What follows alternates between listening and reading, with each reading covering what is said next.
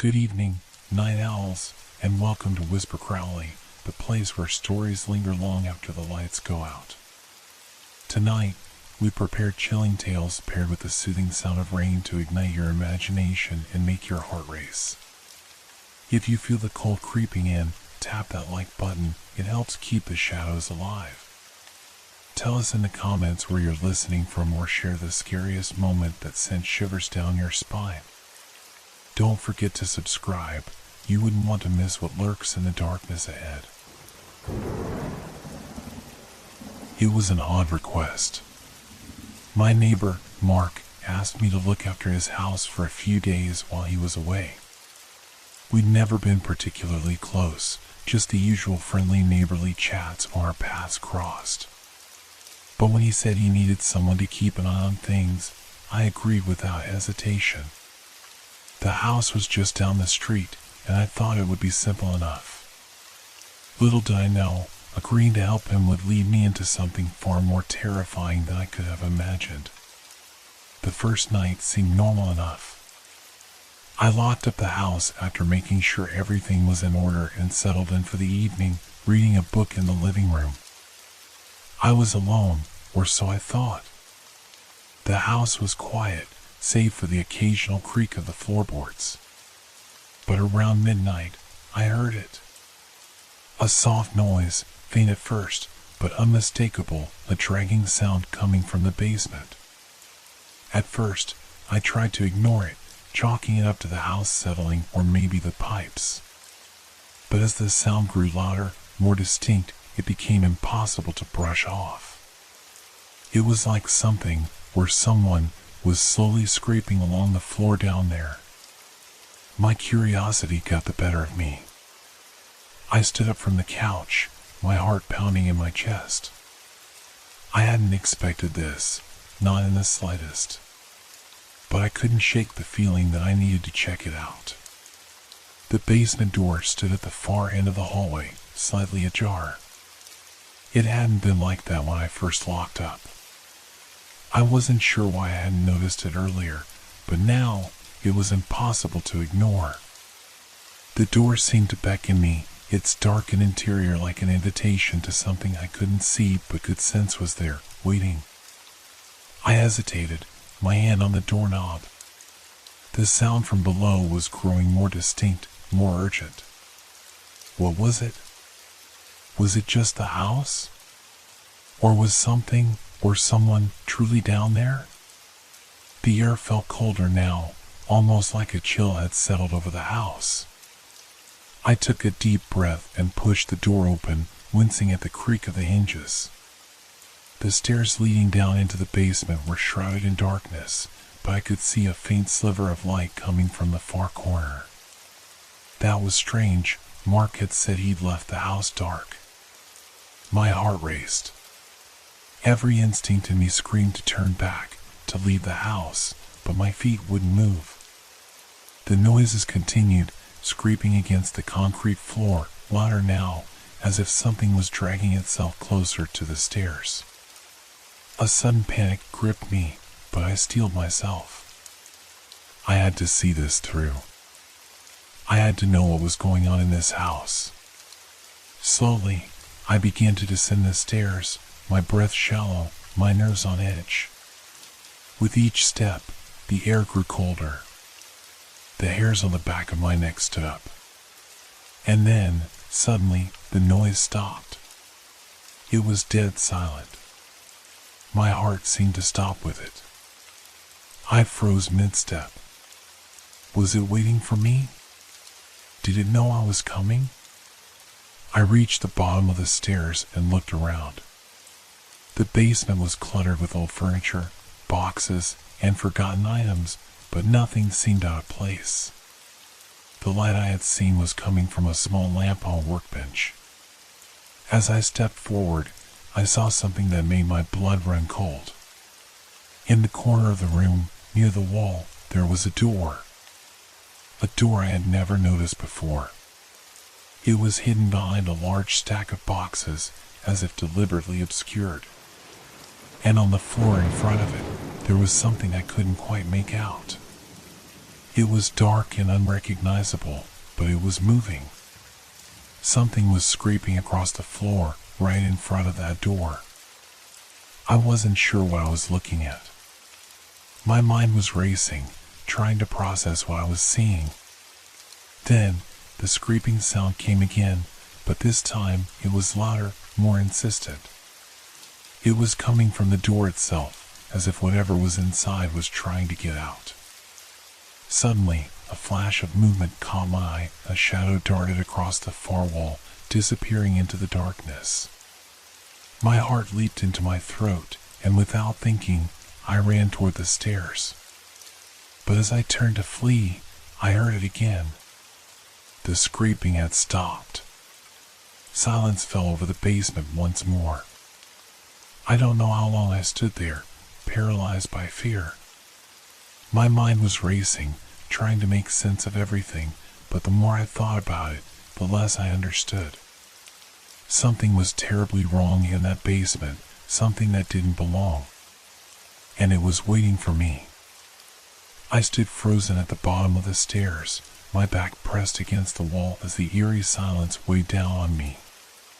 The chill in the air seemed to intensify, creeping under my skin and making my bones ache. I had to get out, but my feet wouldn't move. It was as if something was keeping me there, forcing me to confront whatever it was hiding in the dark. The light from the lamp flickered once, twice, casting strange shadows across the cluttered basement. My heart thudded in my chest, each beat louder than the last. I kept telling myself that it was just my imagination, that the house was old and creaky, but deep down, I knew something was wrong. That door, hidden behind the boxes, something about it didn't feel right. I mustered all my courage and forced myself to turn around. My eyes lingered on the basement's door, now more visible than before. There was no mistaking it. It wasn't part of the house's original layout. I had been in this basement many times before, and I knew there had never been a door in that corner. What was Mark hiding down here? The scraping started again. It was faint at first, like the slow drag of nails on stone, but then it grew louder, closer. I felt a sudden wave of nausea wash over me. The sound was coming from the other side of the door, but I couldn't tell what it was. Was it some animal? A person? I took a hesitant step forward, my hands trembling. The cold seemed to bite deeper now, gnawing at my fingertips. As I reached for the doorknob, I could feel something pressing against me, as if the house itself was trying to hold me back. My fingers brushed the cold metal, but I hesitated. Should I open it? What was on the other side? Every instinct screamed at me to leave, to run, but curiosity and fear kept me rooted in place. The scraping stopped. Complete silence again. I could feel the tension in the air, thick and suffocating. Then, I heard something else. A whisper. Soft, barely audible, like the wind or a distant voice calling my name. I couldn't make it out, but it felt like it was coming from inside the room. The door. My breath caught in my throat, and I took a step back. My pulse raced, and for a moment, I almost convinced myself to turn and leave. But then I remembered Mark. Why had he asked me to stay? Why had he left so suddenly, without a word? Something wasn't right, and I couldn't leave until I knew what it was. I turned the knob. The door creaked open slowly, the hinges groaning with age. The room beyond was even darker than the basement, the only light coming from the flickering lamp behind me. I squinted into the shadows, straining to see anything that might explain the noise. The air felt heavier on the other side, thick with something I couldn't place. It wasn't just the cold, there was a heaviness, like a presence that filled the space. I took a cautious step inside. The room was small, cramped. The walls were lined with shelves, and the floor was covered in dust. But it wasn't the shelves that caught my attention. It was the figure standing in the far corner. At first, I thought it was a shadow, a trick of the light. But as I stared, it became clearer.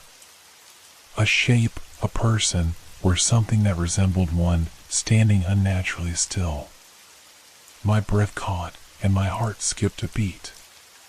It was a man, or at least it looked like one. He was dressed in ragged clothes, his face obscured by the darkness. His body was thin, almost skeletal. But it was the way he stood, so still, so unnatural, that sent a wave of panic through me. There was something wrong with him. Then, the whisper came again, louder this time. It wasn't my name. It wasn't anything I could understand. It was a low, guttural sound, like someone trying to speak with their mouth full of gravel. I stepped back, but my foot hit something on the floor, making a loud noise. The figure didn't move, but the air around me seemed to shift, heavy with a presence I couldn't escape. My heart pounded in my chest, my mind racing, trying to make sense of what I was seeing. And then, without warning, the figure moved. Slowly, deliberately, like a puppet being pulled by invisible strings.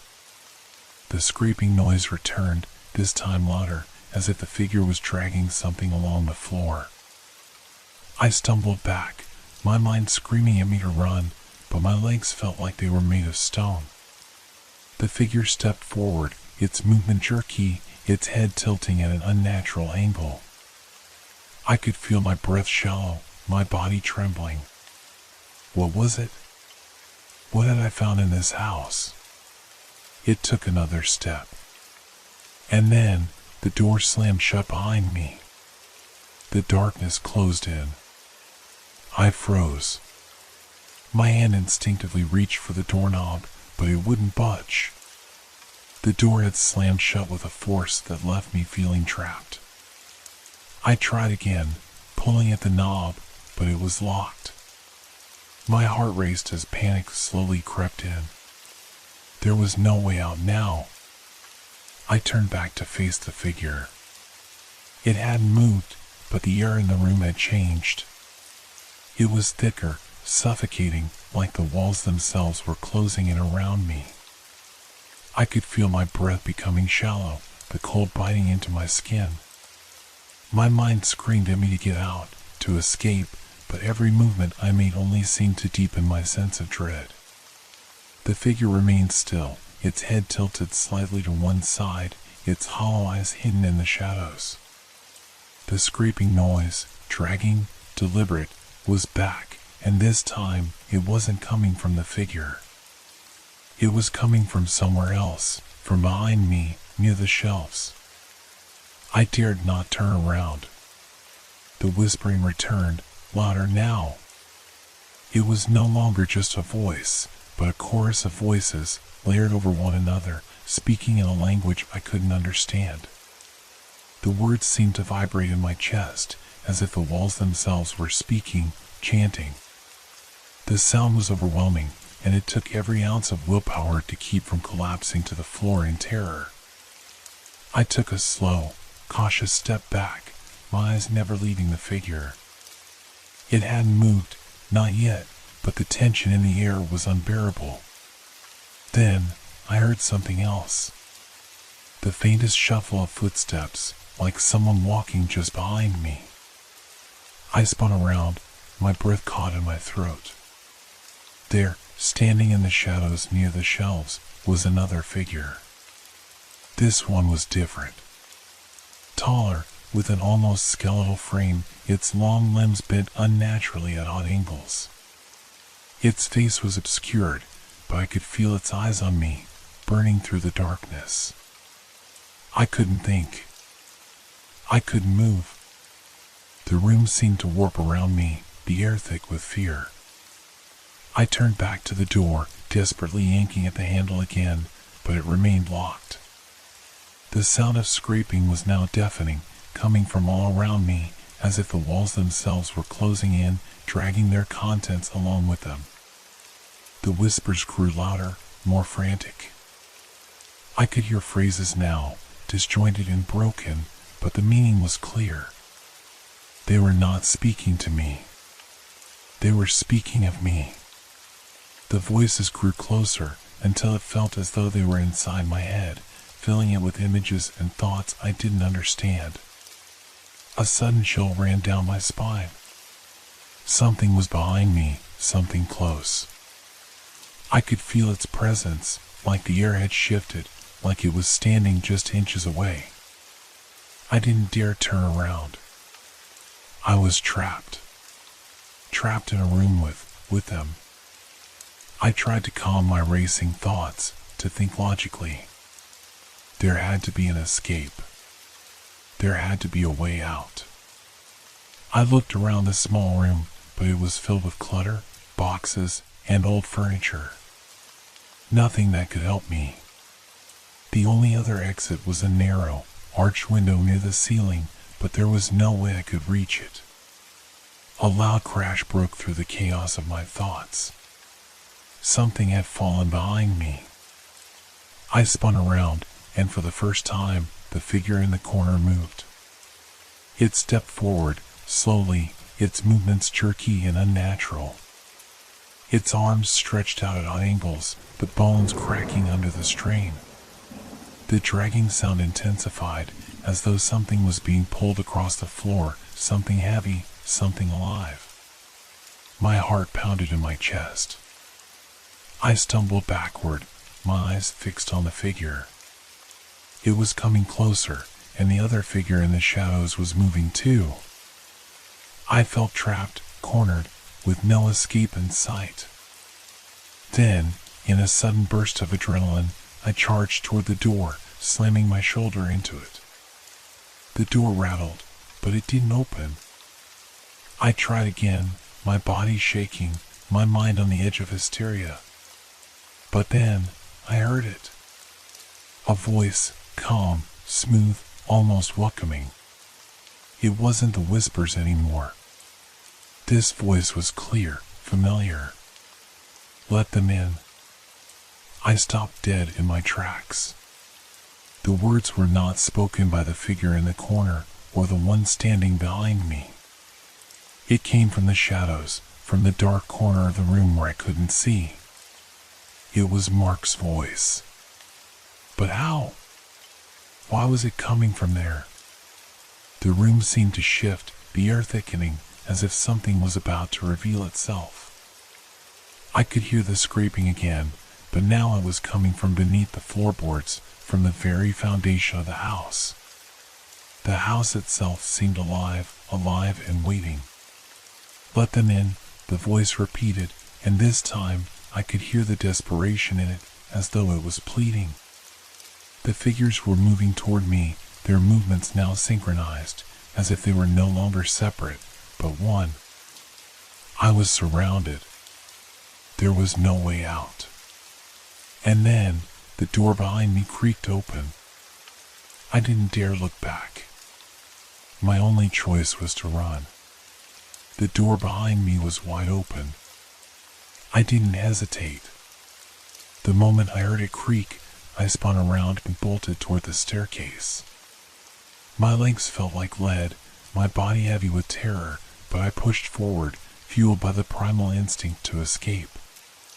My mind screamed at me to keep moving, to run as fast as I could, but the floor seemed to shift beneath my feet, making each step feel like I was wading through thick mud.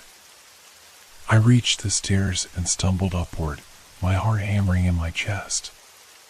But as I ascended, I could hear the unmistakable sound of footsteps behind me, slow and deliberate. They were following me. I couldn't look back. I couldn't afford to stop.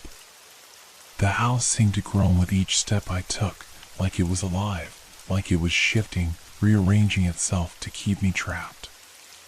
The scraping sound from the basement was back again, but this time it was above me, on the floorboards overhead, moving with me, getting closer. My breath was ragged now, and my vision blurred with panic. I reached the top of the stairs and rushed down the hallway, my eyes darting toward the front door, which was just a few feet away.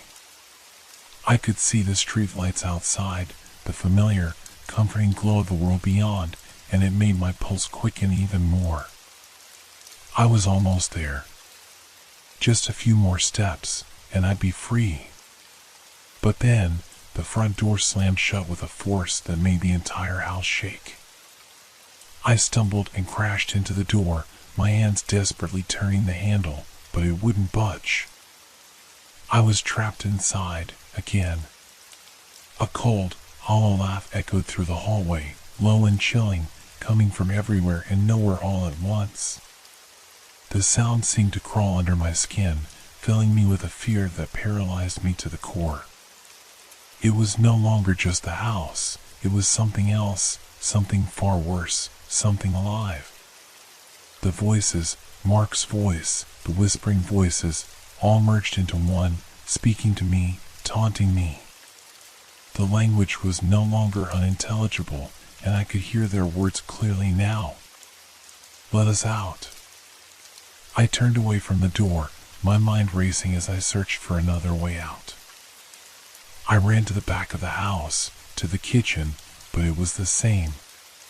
The windows were all sealed shut. I tried every window I could find, but each one was locked tight, as though the house itself had made sure there was no escape. The scraping sound was closer now, coming from every direction.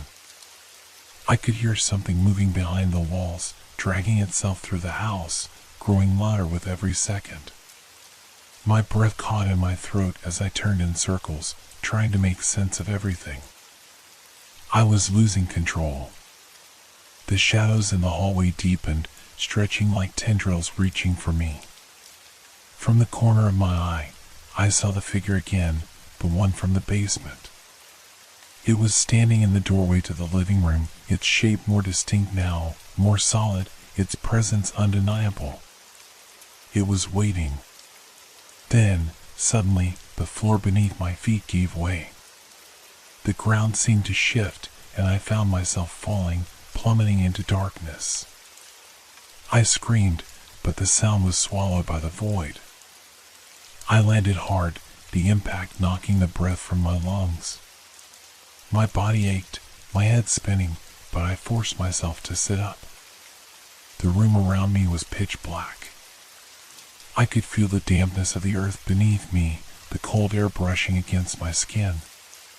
The walls around me were rough, like stone, and I could hear something dripping in the distance, a slow, rhythmic sound that echoed in the silence. I scrambled to my feet, my hands feeling the walls for any sign of an exit.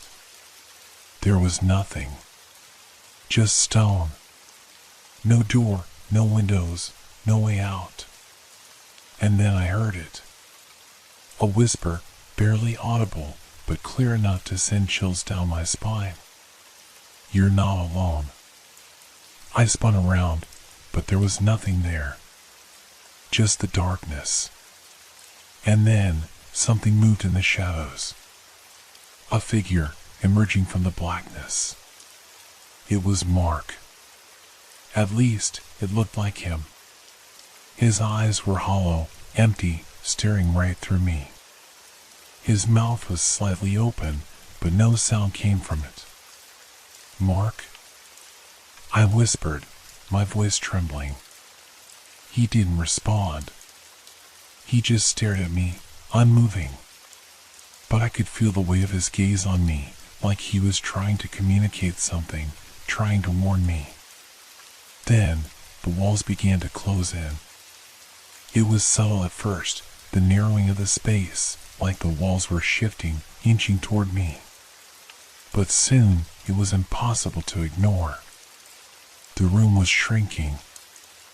I could feel the pressure around me, the air growing thicker, harder to breathe. I turned and ran, my footsteps echoing through the stone corridor, but there was no escape. The walls were closing in faster now, the space becoming tighter, suffocating. I could hear the scraping sound again, the dragging, but this time it was coming from within the walls themselves, crawling toward me, hunting me. And then, just as I thought I couldn't take it anymore, the darkness was split by a sudden, blinding light. I shielded my eyes, but the light didn't hurt. It was warm, inviting, and as my eyes adjusted, I saw the door, the same door from the basement, standing open before me. I didn't hesitate this time. I ran through it, out into the light, into the world I knew. The house, the figures, the scraping sounds, they were gone. But as I stood in the sunlight, gasping for air, I realized something. The fear hadn't left me. It was still there, lurking in the back of my mind, waiting for the next time I heard that scrape. Because I knew, deep down, that it wasn't over. It had only just begun. It had been days since I escaped the house. The town seemed unchanged, the people unaware of the horrors I had witnessed. But I couldn't shake the feeling that something was following me. Every creak of floorboards, every whisper of wind reminded me of what I had experienced in that house. No matter how far I ran, it felt like the darkness was still with me, just waiting for the right moment to strike again. I tried to tell myself it was just my mind playing tricks on me, that the fear was a lingering effect of what I had gone through. But the dreams, the visions, they wouldn't stop. At night, I could still hear the scraping, the whispering, the cold, hollow voice that had beckoned me. It was as though the house was still calling to me. I couldn't avoid it forever. I knew that. So, after days of restless sleep and constant anxiety, I found myself standing in front of it again. The house. The same house I had fled from. It stood there, seemingly untouched, its dark windows staring back at me like empty eyes. The street was quiet, as if the world itself held its breath, waiting for what was to come. The door was closed.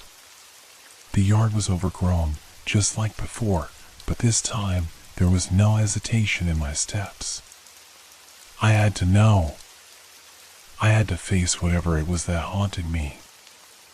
I couldn't run anymore. I walked up the steps, my hand trembling as I reached for the doorknob. It felt colder than before, the metal slick under my fingers. I took a deep breath and turned it. The door opened with a soft creak, as if it had been waiting for me. The same musty smell, the same oppressive silence. I stepped inside, and the moment I crossed the threshold, I felt it, the presence. It was there, watching me, waiting for me. The house seemed different now. It was as though the air itself was thicker, more oppressive. The walls groaned and shifted, the floorboards creaking under my weight. Every corner of the house felt alive, like it was breathing, watching, listening. I hesitated, unsure of where to go. The basement. That was where it had all started. Where the figure had stood. Where the whispers had come from.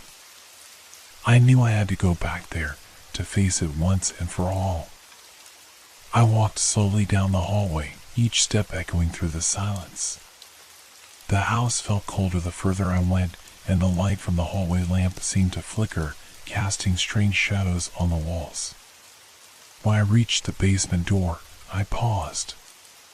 My hand hovered over the doorknob, and for a moment, I considered turning back. But the whispering, faint but unmistakable, called to me from the other side.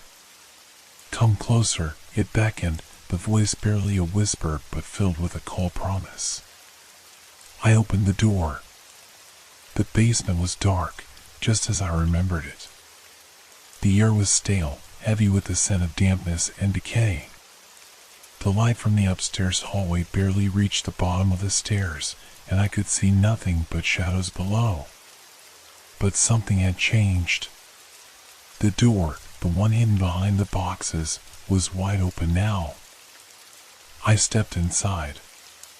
The moment I crossed the threshold, I felt it. The air was thick with something unspeakable, a presence that filled the room, pressing against me, suffocating me. I could feel the walls close in, just like they had before, but this time there was no escape. The room was different, smaller, more oppressive. The shelves lined the walls, but they were no longer cluttered with boxes. They were empty, save for a single object sitting on the floor at the far end of the room. A box. I couldn't move. I couldn't look away. The box seemed to pulse, alive with some kind of energy I couldn't understand. The whispers were louder now, surrounding me, filling my ears with their hollow voices. I could hear Mark's voice again, distant but clear. You have to let them in. The box. It was the source. I could feel it. Whatever was inside it had been waiting for me, for this moment. I knew that if I opened it, everything would change. But I couldn't. I couldn't bear the thought of what might happen if I did. Yet, the pull was undeniable. It was as if the box was calling me, demanding that I open it. I stepped closer, my hand shaking as I reached for the lid. But before I could touch it, the room suddenly went cold. The air shifted, and I heard a low growl from the darkness. The shadows around the box seemed to move, twisting, writhing. The figure, the one from the basement, stepped out of the shadows, its eyes glowing in the darkness. It was no longer just a shape. It was real. It was solid. It was Mark. Or at least, it looked like him.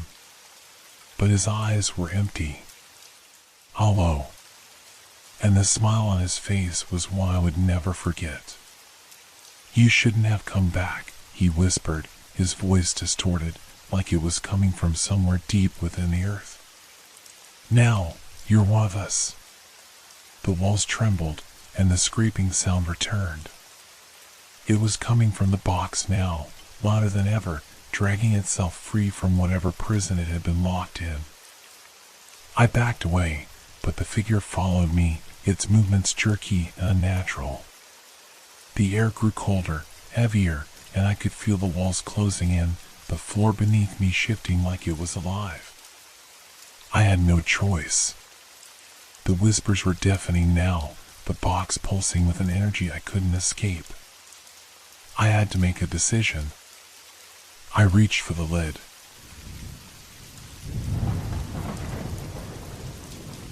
Have you ever felt like you're being watched? I mean, really watched? It's the kind of sensation that creeps up your spine, making you question whether you're truly alone. I've had that feeling before, but I never paid much attention to it. That was until the night I walked through the forest. I don't know what made me go out that evening. Maybe it was the thick fog that rolled in just as the sun dipped below the horizon, or maybe I just needed some time to clear my head. The world had felt suffocating lately, and I thought a quiet walk might help. The forest near my house is peaceful, usually a place where people go to escape the noise of everyday life. But that night, something was different. The fog was heavier than usual. It clung to the trees like a blanket, muffling everything.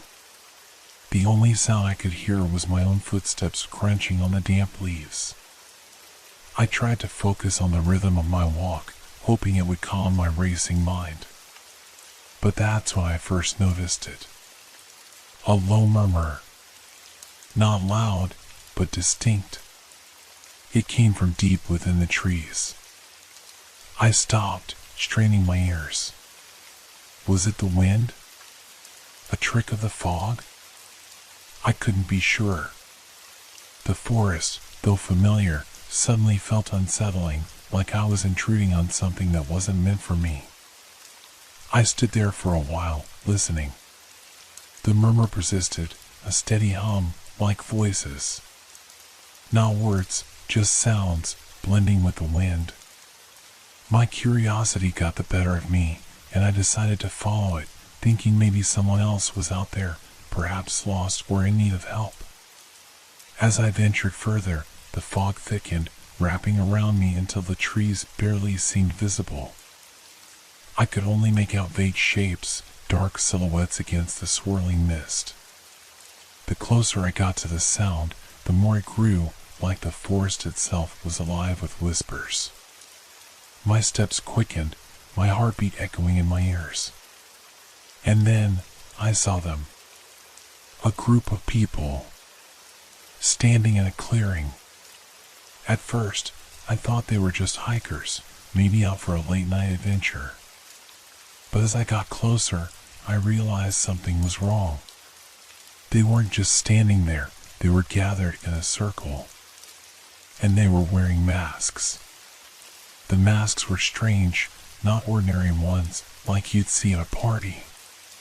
These were dark, featureless, and seemed to blend with the shadows. They were almost unnatural in their simplicity, as if they were made to hide whatever human expression lay beneath.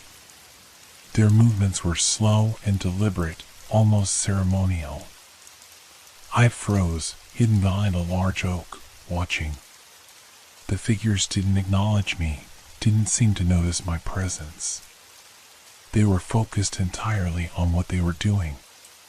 In the center of their circle, there was a small fire, its flames dancing in the misty air.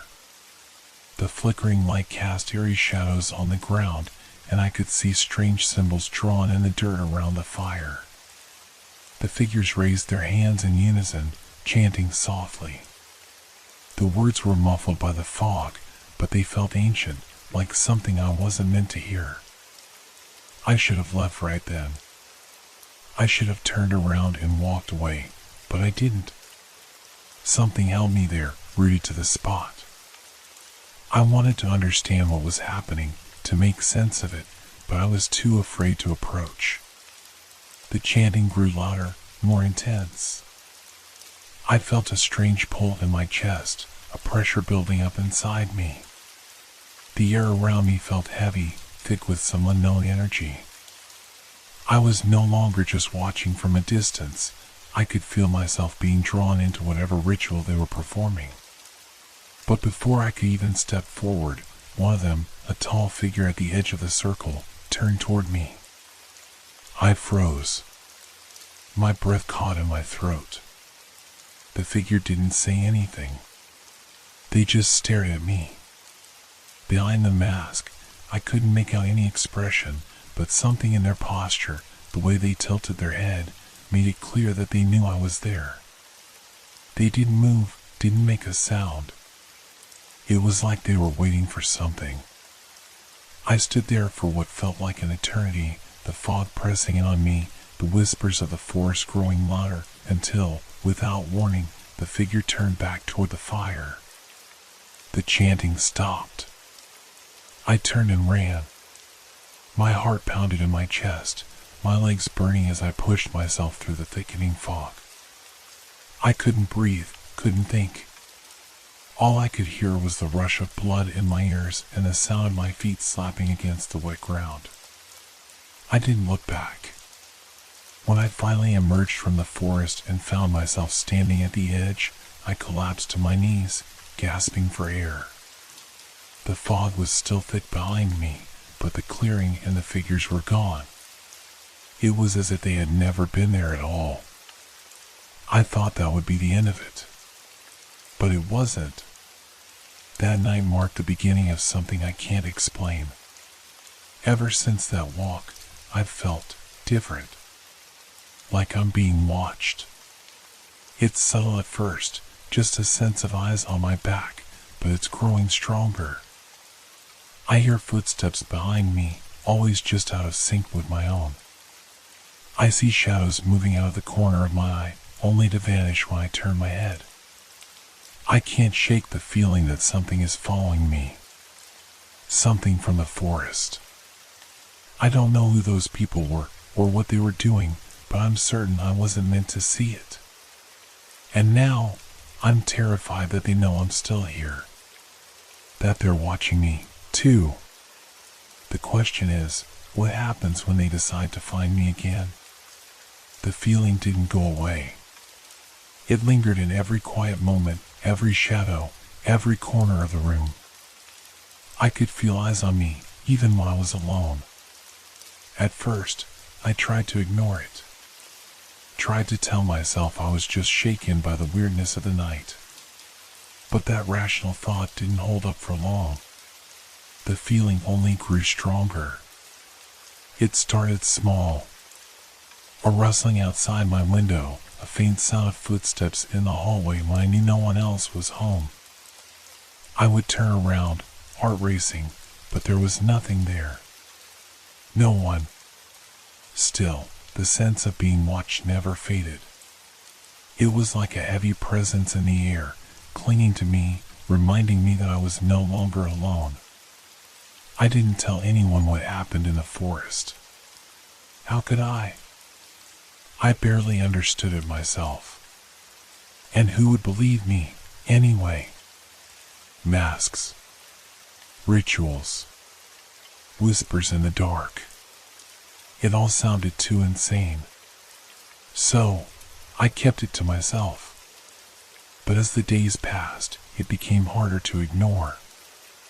One evening, I went out for a walk just to clear my head. The streets were empty, and the air was still. I could feel the weight of the fog creeping in again, just like it had in the forest. The same damp, suffocating chill. It wasn't long before I felt it again. That sensation of being followed. I turned a corner and quickened my pace, but the feeling stayed with me, growing stronger, more intense. I glanced over my shoulder. There, standing at the end of the street, was a figure. Tall, cloaked in darkness, unmoving. I couldn't see their face, but I could feel their gaze on me. A chill ran down my spine. I couldn't tell if they were watching me or if I was just imagining it. Either way, the fear gripped me. I didn't stop walking. My legs felt like lead, but I forced myself to keep moving, the figure still in my peripheral vision. As I neared the next intersection, I took another glance. The figure was gone. Vanished. I exhaled, relieved. But the relief didn't last long. It never did. That night, as I lay in bed, the whispering started. At first, it was barely audible, just a soft murmur in the dark. But it didn't stop. It grew louder, the words unintelligible, but the tone unmistakable.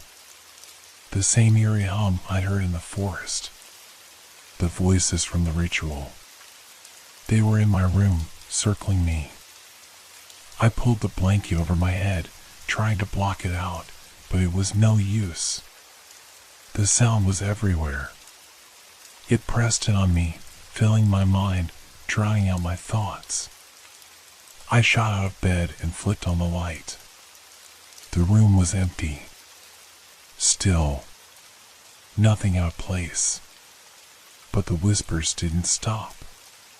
They were in my head now, filling every corner of my mind. I stumbled to the window, looking out into the night, half expecting to see someone watching me from the darkened street. But there was no one there. I could still hear the whispering. It followed me. It was inside me now. The forest, the figures, the ritual, it was all coming for me, and there was no escape. The next day, I decided to return to the forest. I didn't want to, but I had to. I had to know what I was dealing with, what had followed me back. The fog was thick again, hanging low like a veil over the trees. The air felt thick with anticipation, like the forest itself was waiting for me. I walked deeper into the woods, my footsteps muffled by the wet earth. Every crack of a twig, every rustle in the leaves made my heart skip a beat. I had to find the clearing, the place where the ritual had happened. Maybe if I saw it again, it would make sense. Maybe it would stop haunting me. When I reached the clearing, I froze. It was exactly like it had been before. The fire pit, the symbols in the dirt, the eerie stillness. But there was no one there. No figures in masks. No chanting. Just the remnants of something long gone. But I wasn't alone. A shape moved in the shadows at the edge of the clearing.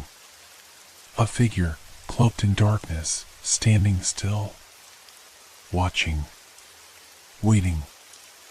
I didn't need to see the mask to know what it was. I didn't need to hear the whispering to understand that they knew I had returned. I started to back away, my legs unsteady, my heart pounding. But the figure didn't move.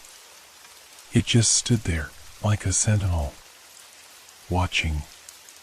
Waiting. I couldn't take my eyes off it. The closer I got to the edge of the clearing, the stronger the pull became. The pressure in my chest, the whispering in my mind. It was overwhelming. I wanted to run, but I couldn't. I was paralyzed by the fear, by the realization that whatever I had witnessed that night in the forest wasn't over. It was only beginning. The figure stepped forward, its movements slow and deliberate. A soft, eerie laugh echoed from within the mask, and I felt my stomach drop. This wasn't just a person. This was something else. Something ancient. I ran. I didn't look back.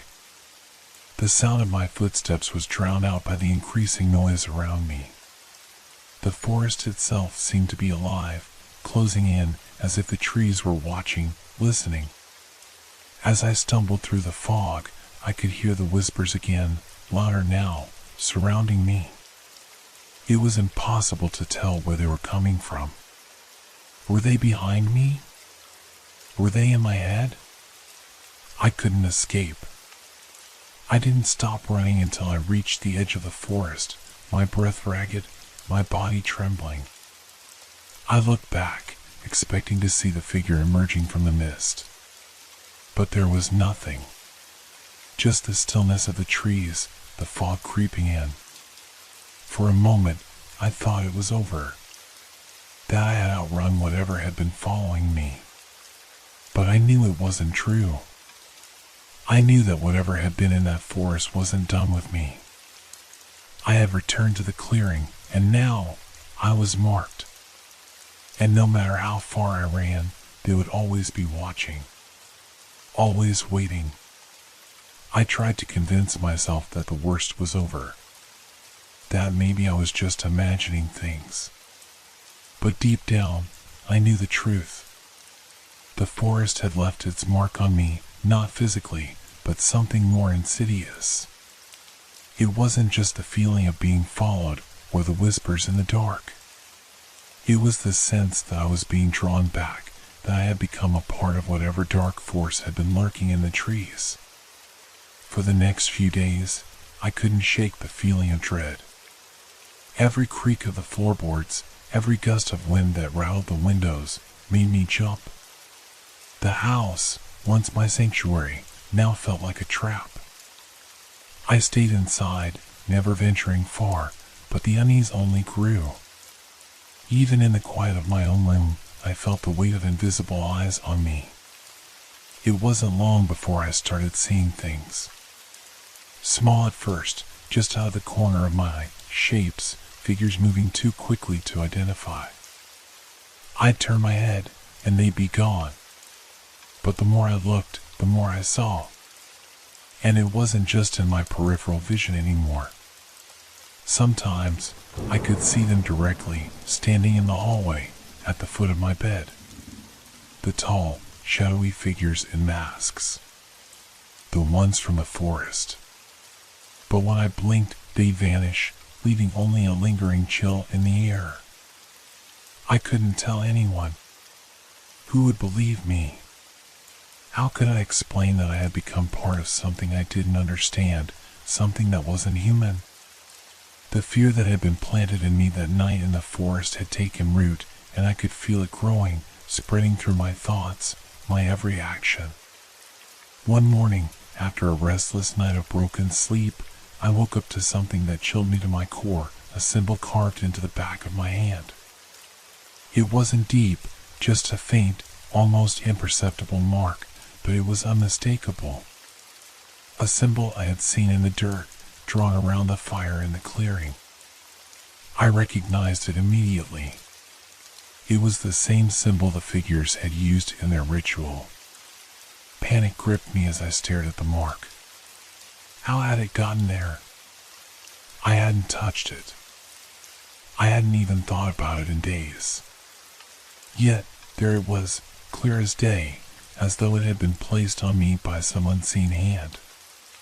My heart pounded in my chest, and I stumbled back, staring at my own skin as if it were a foreign object. I tried to wash it off, scrubbing at it with soap and water, but it didn't budge. It was like the mark had been burned into my flesh. My skin reddened with the pressure, but the symbol remained. That's when I realized it wasn't going anywhere. It wasn't meant to be removed. That's when the whispers started again. At first, it was subtle. A low hum in the background, something I could almost ignore if I kept myself busy enough. But the hum grew louder, like the sound of wind rustling through trees. And with it, the feeling of being watched intensified.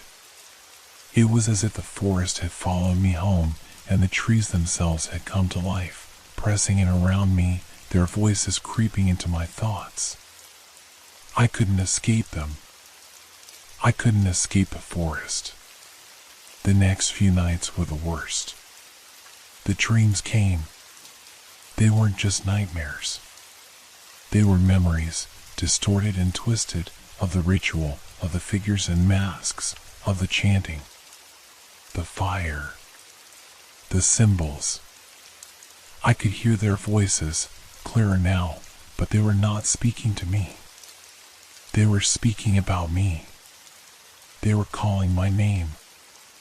I could feel their presence, lurking just behind me, just out of sight. I woke up gasping for breath, drenched in sweat, only to find that I wasn't alone. The shadows in the corners of my room seemed to move, shifting like living things, just beyond my reach. I tried to reach for the light, but my body felt heavy, as though the darkness itself was pressing me down. I couldn't breathe, couldn't move. I was paralyzed. The whispers grew louder, more frantic, more insistent. I could hear them, but I couldn't understand them. I knew they were coming from everywhere. The walls, the floor, the ceiling, everywhere but from the shadows. They were closing in on me. And then I heard it. A voice. Clear. Direct. You belong to us now. I froze. The voice was cold, almost mechanical. It didn't sound like a person. It sounded like something ancient. Something that had been waiting for me. I tried to scream, but no sound came out. My throat was dry, my mouth too parched to form words. I wanted to run, but my body refused to obey. The room seemed to close in on me, the shadows pressing against me, suffocating me. And then, just as quickly as it had started, it stopped. The room fell silent. I was alone again. I didn't leave the house that day. I couldn't risk going out there in case they were watching. They were always watching. The mark on my hand burned like it was alive, and I could feel its presence in my bones, in my skin. That night, I didn't sleep. I just waited for whatever came next. And it didn't take long. Around midnight, I heard a sound from outside my window. A soft tapping, like the brush of a twig against glass. My heart skipped a beat. I didn't move. I didn't even breathe.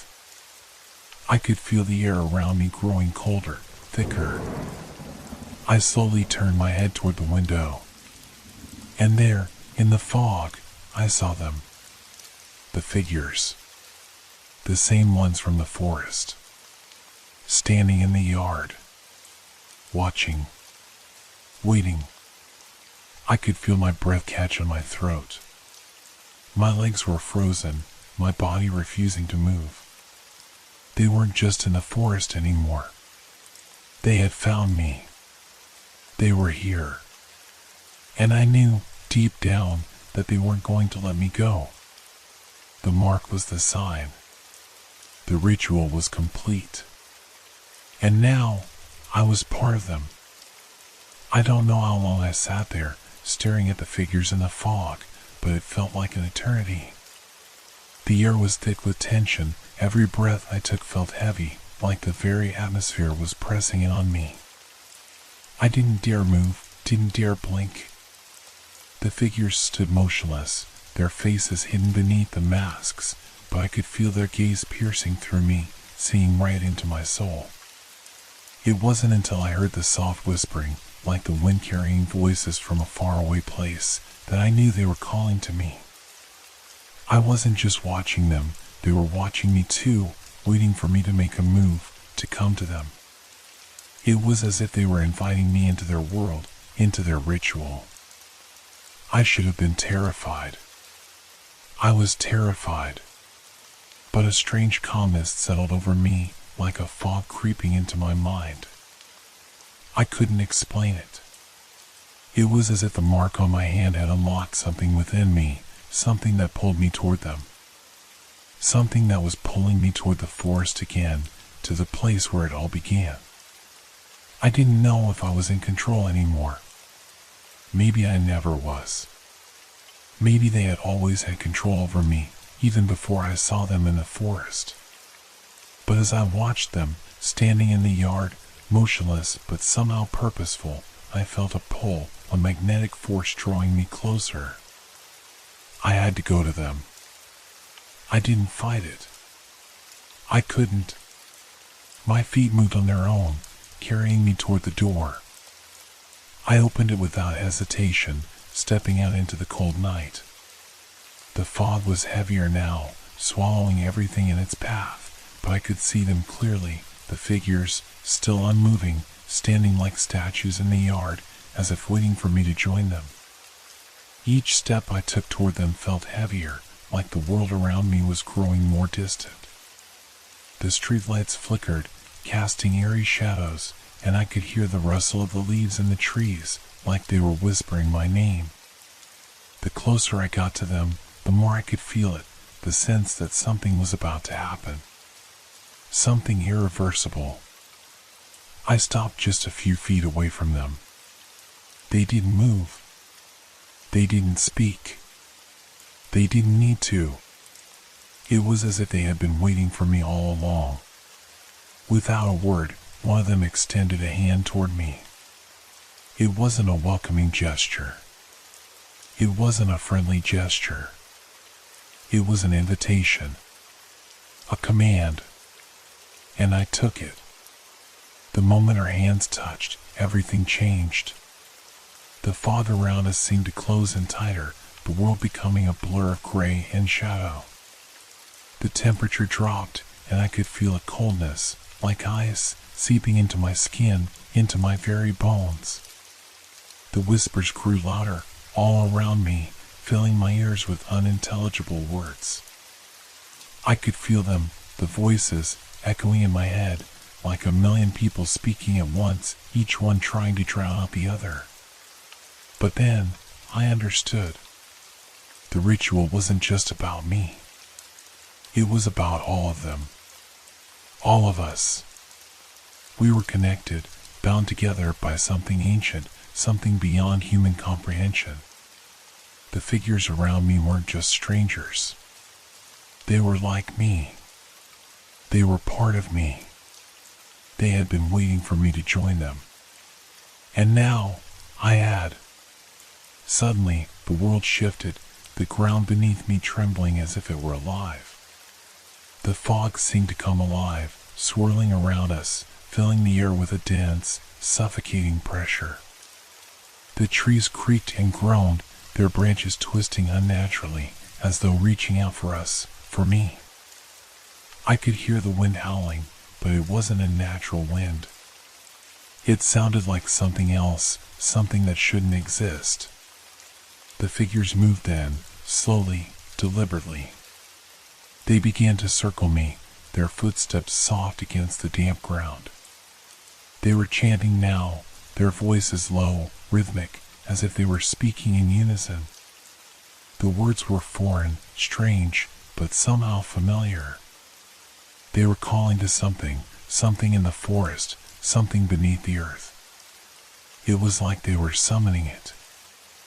I tried to move, to speak, but my body felt heavy, unresponsive, like it didn't belong to me anymore. The mark on my hand burned, its heat radiating through my entire arm, and I could feel it. The presence. The thing they were calling. It was close now.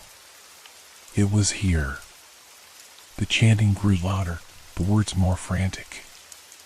The figures closed in on me, their masked faces inches from mine, their eyes hidden but still seeing everything.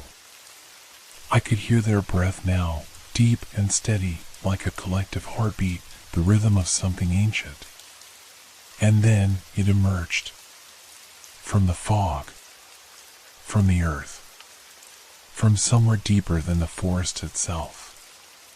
It was massive, its form shadowed and indistinct, but I could feel its presence, its power. The ground shook with its weight as it slowly rose, towering above us, its tendrils reaching out, curling like smoke, wrapping around the trees. The figures didn't stop. They didn't even look at it. They just continued chanting, their voices rising, joining in with the sound of the wind and the rustling of the trees. It was as if they were offering themselves to it. As if they had become part of it. And I was one of them now. I was part of the ritual. I didn't know what would happen next. I didn't know if I was going to survive this, if I even wanted to. But I understood now. The forest. The fog. The ritual. The mark on my hand. They had all been part of the plan. I had been chosen, whether I wanted it or not. The figure in the mist, the thing they had summoned, seemed to turn toward me, its presence suffocating. I couldn't see its face, but I felt it looking at me, seeing me, knowing me. It was waiting for me to do my part. Waiting for me to fulfill the final step. I didn't know if I had a choice. But I knew I was no longer the same. The moment the creature, or whatever it was, looked at me, I felt my mind shatter. There was no face, no features, just an overwhelming presence, something that existed beyond the constraints of human understanding. Its eyes, or what I imagined to be its eyes, glowed faintly in the thick fog, but I could not focus on them. I couldn't look away. The air itself felt heavy with its gaze, as though it could reach into the depths of my thoughts and unravel every part of me. I couldn't breathe. My chest tightened with a pressure I couldn't escape. Every instinct in me screamed to run, to flee into the safety of the forest or back to my house, but I couldn't move. The mark on my hand burned hotter, like a branding iron, searing into my skin, and with each second, I felt myself slipping further from the world I once knew. The chanting stopped. All at once, there was nothing but the silence. It wasn't peaceful. It wasn't comforting. It was the kind of silence that swallowed every sound, every thought. The fog thickened, swirling around me like a living thing, coiling up and around my legs, my body. The figure stretched its tendrils, and I felt them brush against me, cold and slick, wrapping around my arms, my neck, my chest. It wasn't physical. It was inside me, an oppressive weight, a force that pushed down on every inch of me. I gasped, feeling my pulse race, but no air came. It was as though the fog itself was choking me. I tried to scream, but my voice was swallowed, absorbed into the air. And then, from the corner of my eye, I saw them again, the masked figures. They were standing still, motionless once more, their eyes hidden, their bodies unmoving. But I wasn't afraid of them anymore. They weren't the source of my fear. No, the fear was now coming from the thing in front of me, the presence in the fog, the one that had summoned me here. A low rumble reverberated through the ground, deep and guttural, and I could feel it resonate in my bones. It was not a sound from this world, but from somewhere much older. Somewhere that didn't belong to us. You are one of us now, the voice spoke again. But this time, it was different. It wasn't just words. It was a command, a decree, pulsing with power. The voice was everywhere, in my mind, in the air, in the space between my thoughts. I felt the force tighten around me, pushing me to my knees. It was no longer just an invitation. This was the moment of no return. The ritual was complete, and I had no choice but to accept it. The figure's presence loomed over me, a promise and a threat in one. I had taken part in something far beyond my comprehension, something that had been waiting for centuries, and now I was bound to it. But just as I thought I would lose myself entirely, something changed. The fog began to lift, and for the first time, I could see through it. The figure seemed to step back, its massive form dissipating into the air, leaving behind an oppressive silence. The pressure that had been suffocating me began to ease, and I could feel my lungs filling with air once again. I looked around. The forest was still there. The trees. The figures. The fog. But now, it all seemed different. Everything was clearer, sharper. The night sky above me felt closer, as if the stars were watching, too. I could feel the pulse of the earth beneath me, the heartbeat of something vast and ancient, something connected to every leaf, every shadow, every breath of wind. I stood up slowly, my body still trembling from the ordeal. My hand, still marked with the symbol, throbbed with heat, but it no longer burned. It had become a part of me, a part of something bigger. Something eternal. The figures moved toward me then, but this time it wasn't threatening. It was welcoming.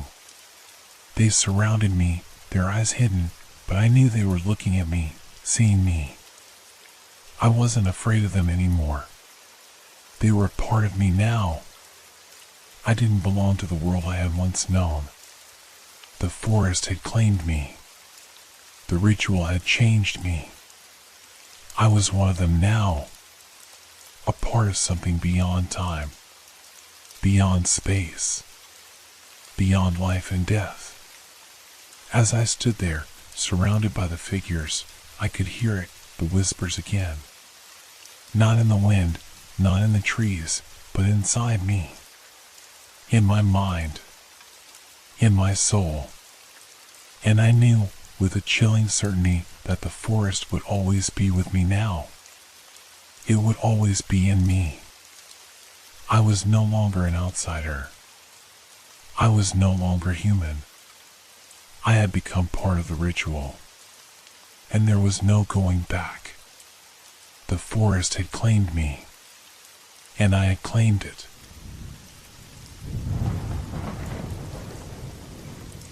Have you ever found something that made you question everything you thought you knew? That's how it started for me, with something as simple as a notebook. I never expected it to unravel my world, but it did. And I still don't know how to make sense of what happened. It was a cool autumn afternoon when I found the notebook. I was walking through the park, as I often did to clear my mind. The rustling leaves, the distant chatter of people, the soft crunch underfoot, it was all calming, familiar. But that day, something felt off. A heavy stillness hung in the air, like a storm waiting to break.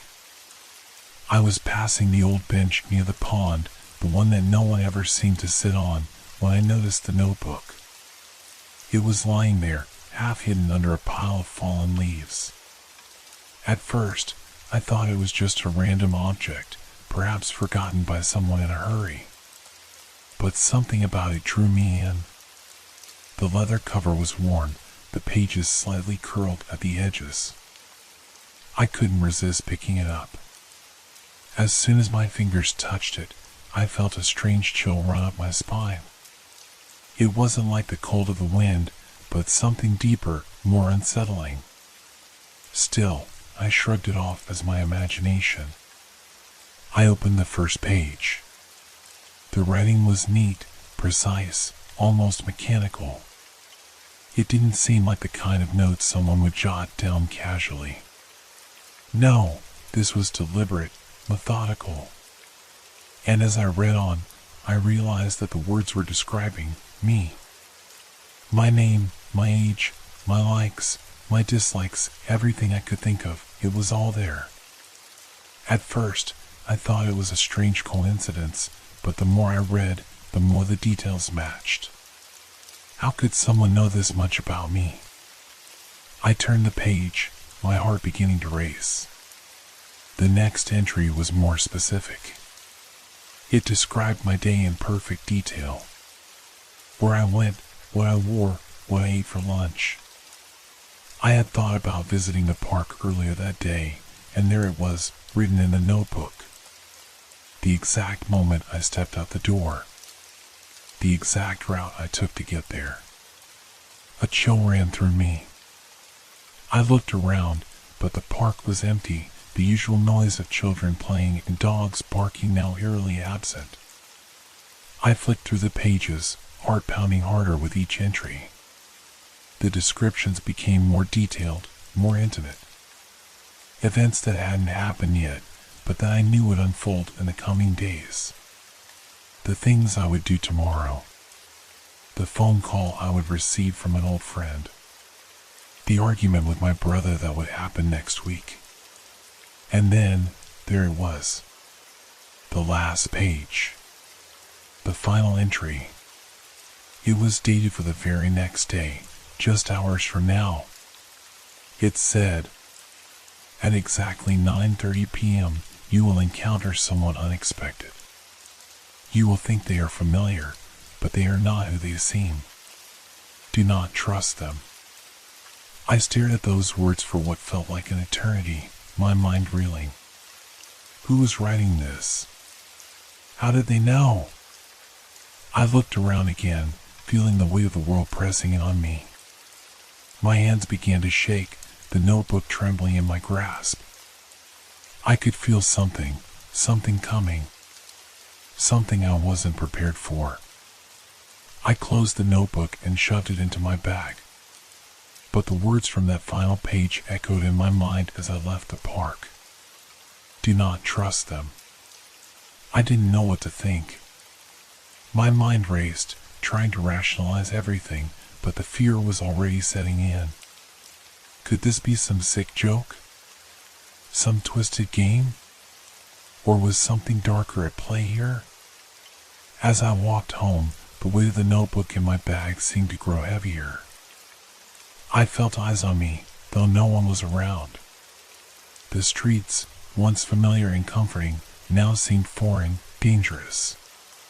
The day had started as just another ordinary day. But now, with the knowledge of what was to come, I couldn't shake the feeling that my life would never be the same. Tomorrow, I would meet someone. Someone who wasn't who they seemed. And I had no idea what that meant for me. But one thing was certain, I couldn't escape it. Not anymore. The night stretched on like a dark, uninvited guest. I couldn't sleep, not with the notebook's words echoing in my mind. At exactly 9:30 p.m., you will encounter someone unexpected. I couldn't get rid of the image of the final page, the words written with such certainty, such purpose. It was like the author knew exactly what would happen, and I was powerless to change it. I tried to shake off the anxiety, telling myself it was just a coincidence. There was no way someone could know my every move, my thoughts, my plans. But even as I told myself this, I knew deep down that the feeling of dread was real. My mind couldn't escape the pull of those words. The next day felt like it was dragging on, every second heavier than the last. The normal routine of work, errands, and small talk with colleagues felt like a mask, a facade I wore to distract myself from the inevitable. I kept looking at the clock, watching as the time slowly inched toward 9:30 p.m. The more I checked, the more I felt a sickening knot tightening in my stomach. I tried to stay busy, pretending everything was fine, but the feeling was impossible to shake.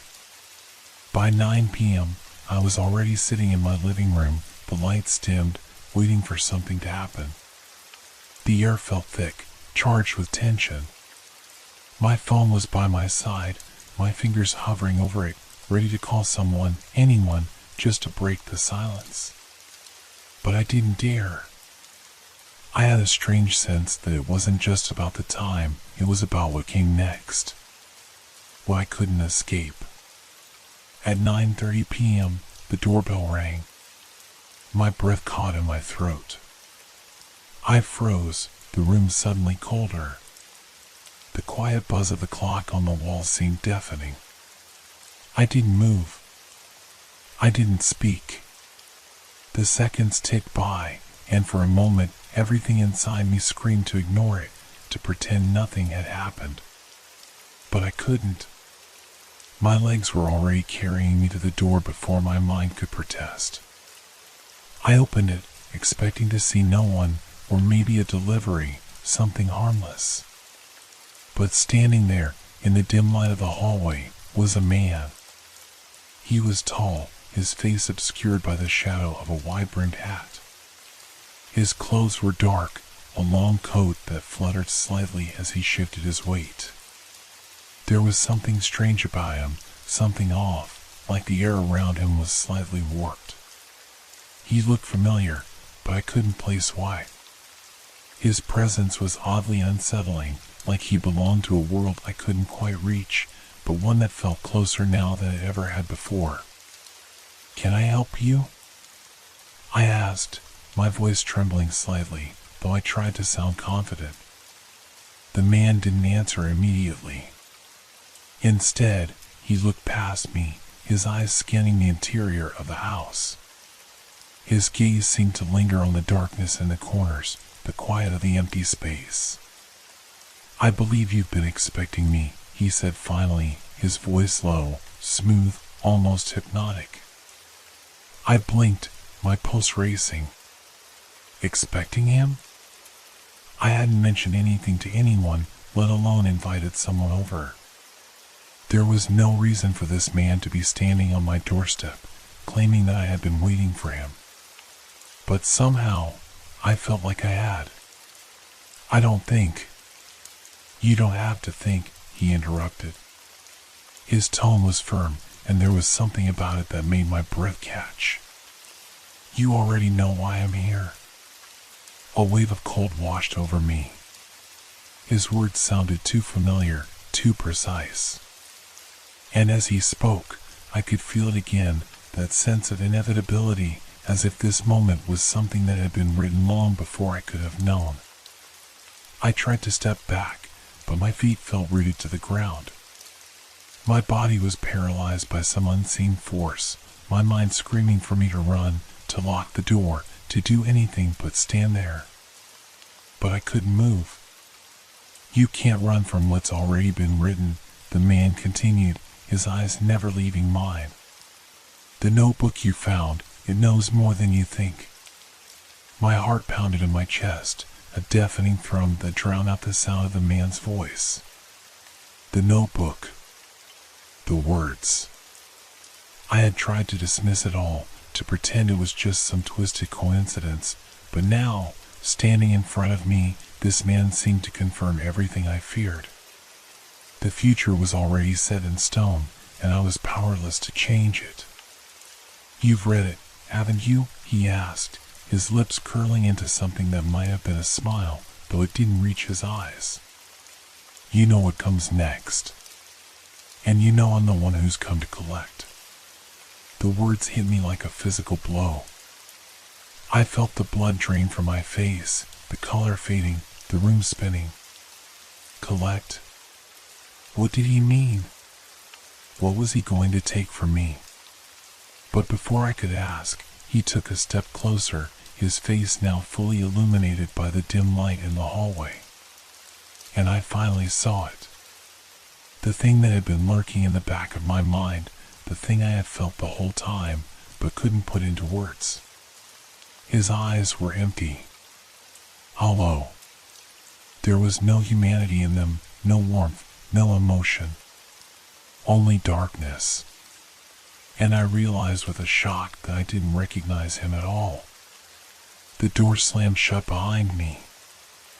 I stood there in the dark, my back pressed against the door, trying to make sense of what had just happened. My breath came in short, shallow gasps. The man had disappeared, or perhaps I had imagined him altogether. But the lingering feeling in the air told me otherwise. There was no escaping it now. He had been real. And his words, they had weight. I staggered backward into the living room, my hands shaking as I reached for the notebook.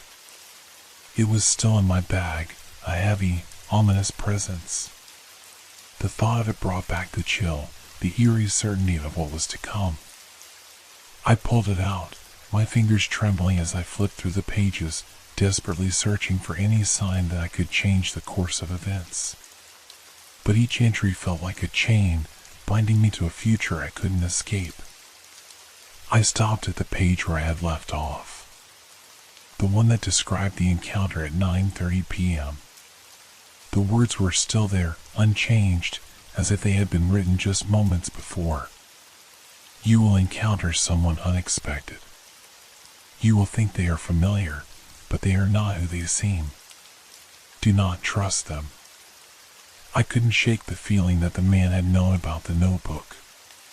That he knew I had read it, that I had seen the future he was a part of. And the worst part was that I didn't know how to stop it. How could I? The notebook was telling me everything I was going to do, every step I would take. It was as if my entire life had already been written, and I was just going through the motions, playing a part in some twisted script. The clock on the wall ticked loudly, each second ringing in my ears. My mind raced. What did it mean to be collected? What was this man's role in all of it?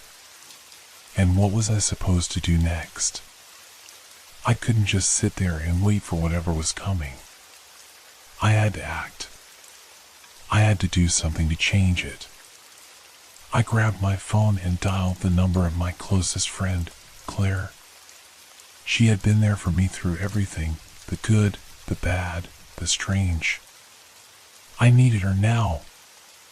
I needed someone who could help me make sense of this madness. The phone rang once, twice, 3 times. Hello? Her voice sounded groggy, like she had just woken up. Claire, you won't believe what's happening. There's something wrong. Someone's been watching me. They know everything about me. Everything, I stammered, barely able to get the words out. I think I'm in danger. There was a long pause on the other end of the line. I could hear her rustling in her bed, probably trying to make sense of what I was saying.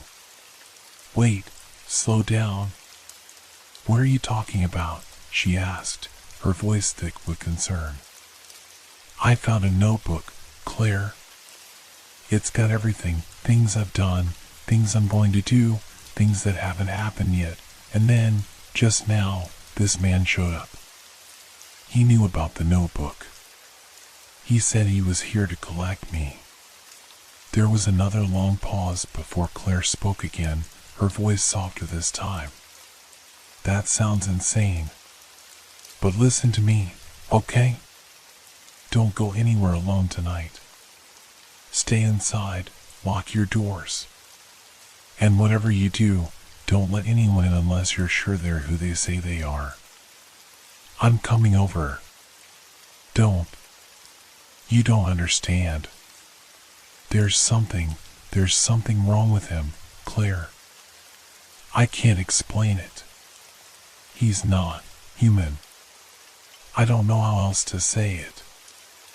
I heard a faint rustling on the other end of the line, and I knew Claire was probably putting on her coat, preparing to drive over to my place. But the knot in my stomach tightened. There was something coming, something I couldn't stop. And I wasn't sure how much time I had left. I'll be there in 20 minutes, Claire said firmly. Don't open the door for anyone else. Just stay put.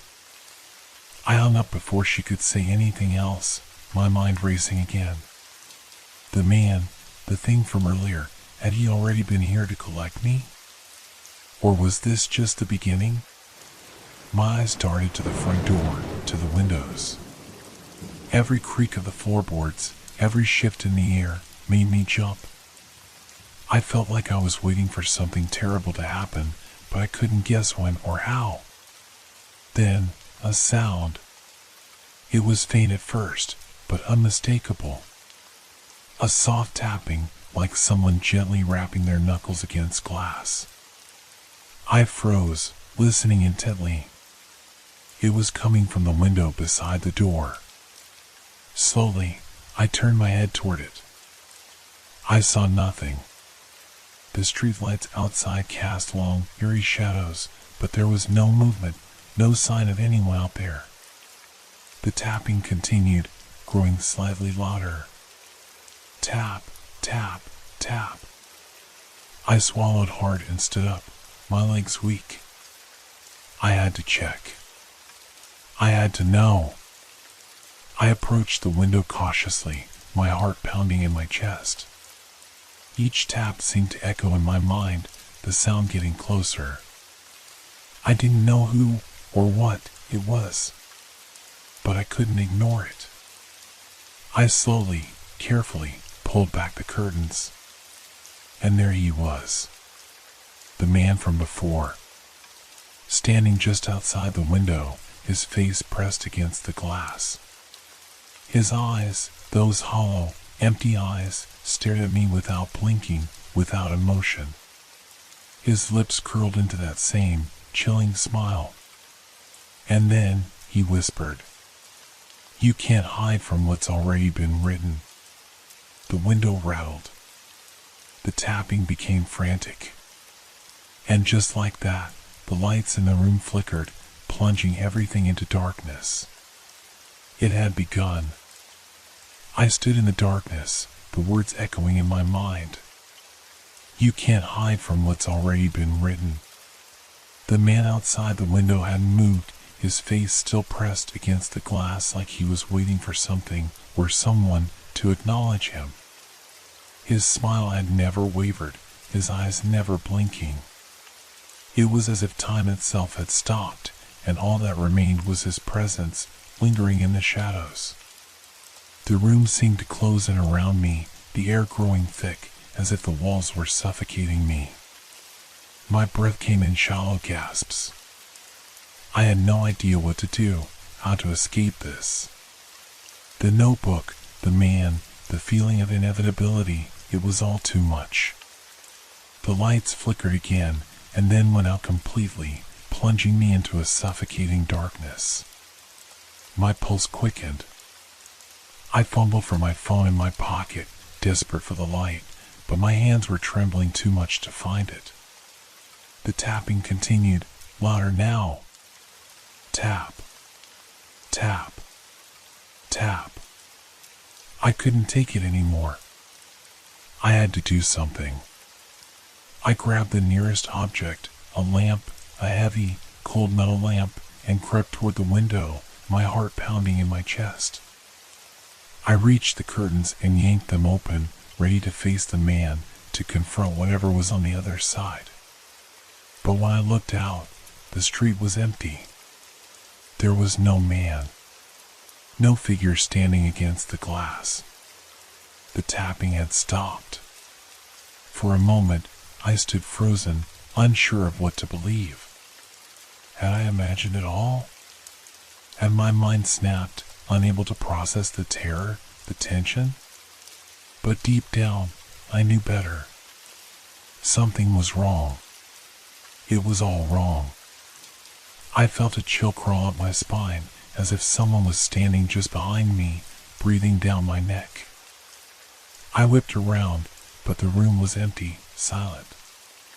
Still, I couldn't shake the feeling that I wasn't alone.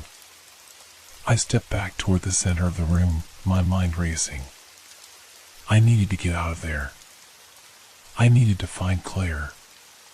But the notebook was still there, lying open on the table, staring at me like a dark omen. I couldn't leave it behind. It was the key to everything. It had to be. But as I approached the table, I saw something new written on the page. Something that hadn't been there before. She will come to you. But it will not be her. I froze. My breath caught in my throat. I knew exactly who she was. It was Claire. But what did this mean? What was going to happen when she arrived? Was she in danger, too? Had this man already found her, already begun to twist the future in ways I couldn't understand? The air grew colder, and the silence was unbearable. The clock on the wall ticked, each second a deafening reminder that time was running out. I needed answers. I needed to know what was going to happen. I needed to know how to stop this. I grabbed my phone again, my hand shaking as I dialed Claire's number. It rang once, twice, 3 times. But this time, there was no answer. Only the empty buzz of the line on the other end. My stomach twisted into knots. What was happening? Why was she ignoring me? And then I heard something. A soft, barely audible sound like the creaking of floorboards. It came from the hallway. I froze, listening. The sound grew louder, closer. Someone was in the house. I turned toward the hallway, my eyes wide in the darkness. I could feel the presence, a weight in the air, as if the very space around me was filled with something unnatural. I didn't know who or what it was, but I knew one thing for certain: I couldn't wait any longer. I ran. I didn't care where I was going, only that I had to get away. I reached the front door and yanked it open, hoping that outside would be safer, that somehow the world beyond would offer me an escape from the horrors that had taken root inside. But when I stepped outside, the night air hit me like a wall of cold. The streetlights flickered in the distance, casting long shadows on the pavement. The world seemed distorted, as if everything was just slightly off. The sounds of the city, usually a constant hum in the background, were gone. The silence was overwhelming. I turned back toward the house. It was the same, yet not. The door was still wide open, the darkness inside beckoning me. I couldn't go back in. I couldn't let whatever was waiting for me inside have the chance to claim me. But then I heard it, a voice, faint at first, like a whisper carried by the wind. "Don't run." I spun around, my heart in my throat. But there was no one there. The street was empty. The voice had come from nowhere. And then, as if it was somehow part of the same twisted nightmare, the man appeared. He wasn't in front of me, though. He was standing across the street, his face still hidden beneath the hood, his eyes glowing in the dim light. "It's too late," he said, his voice cold and final. "You can't escape the script." I turned to flee, but before I could take a single step, something stopped me. A force I couldn't see, a presence that held me in place. And then I understood. It wasn't just me being watched. It wasn't just my life being written in a notebook. Everything, everyone, was part of it. The man, the notebook, the terrifying inevitability of it all, it was all connected. I was not alone in this. I had never been alone. The world felt as though it had come to a standstill. My body was frozen, paralyzed by the unseen force holding me in place. The shadows around me stretched unnaturally long, distorting the familiar street into something foreign, as though I were standing in a world that existed just outside of reality. The man across the street took a step forward, his movements slow and deliberate. His figure seemed to ripple, as if he were made of the very darkness surrounding us. His eyes, glowing faintly, never left mine. "You've read it all, haven't you?" he asked, his voice strangely calm, almost soothing. "The notebook. The things you've seen. It's all there. All of it. Written in ink, waiting to be played out. The future, your future, is already decided." I wanted to scream, to fight against whatever invisible chain was binding me. But I couldn't. The words felt like a truth too heavy to deny. Everything had been leading to this moment, and no matter how much I tried to run, no matter how many times I tried to change things, it always brought me back here. "I don't want this," I managed to whisper, my throat tight with fear. "I can't be part of this, whatever this is." The man smiled, but it wasn't a comforting smile. It was the smile of someone who knew more than you ever could, someone who had seen the end long before it arrived. "You've always been part of it," he said softly. "You just didn't know it yet. You were never meant to change it." The wind picked up, a cold gust that sent a chill through my bones. My eyes darted around, searching for any sign of escape, any hope that this nightmare could end. But there was nothing. The streets were empty. The houses, dark and silent. The world felt as though it had been drained of life, of sound, of anything familiar. I glanced back at the house, the door still wide open, inviting me to return. The notebook was waiting inside.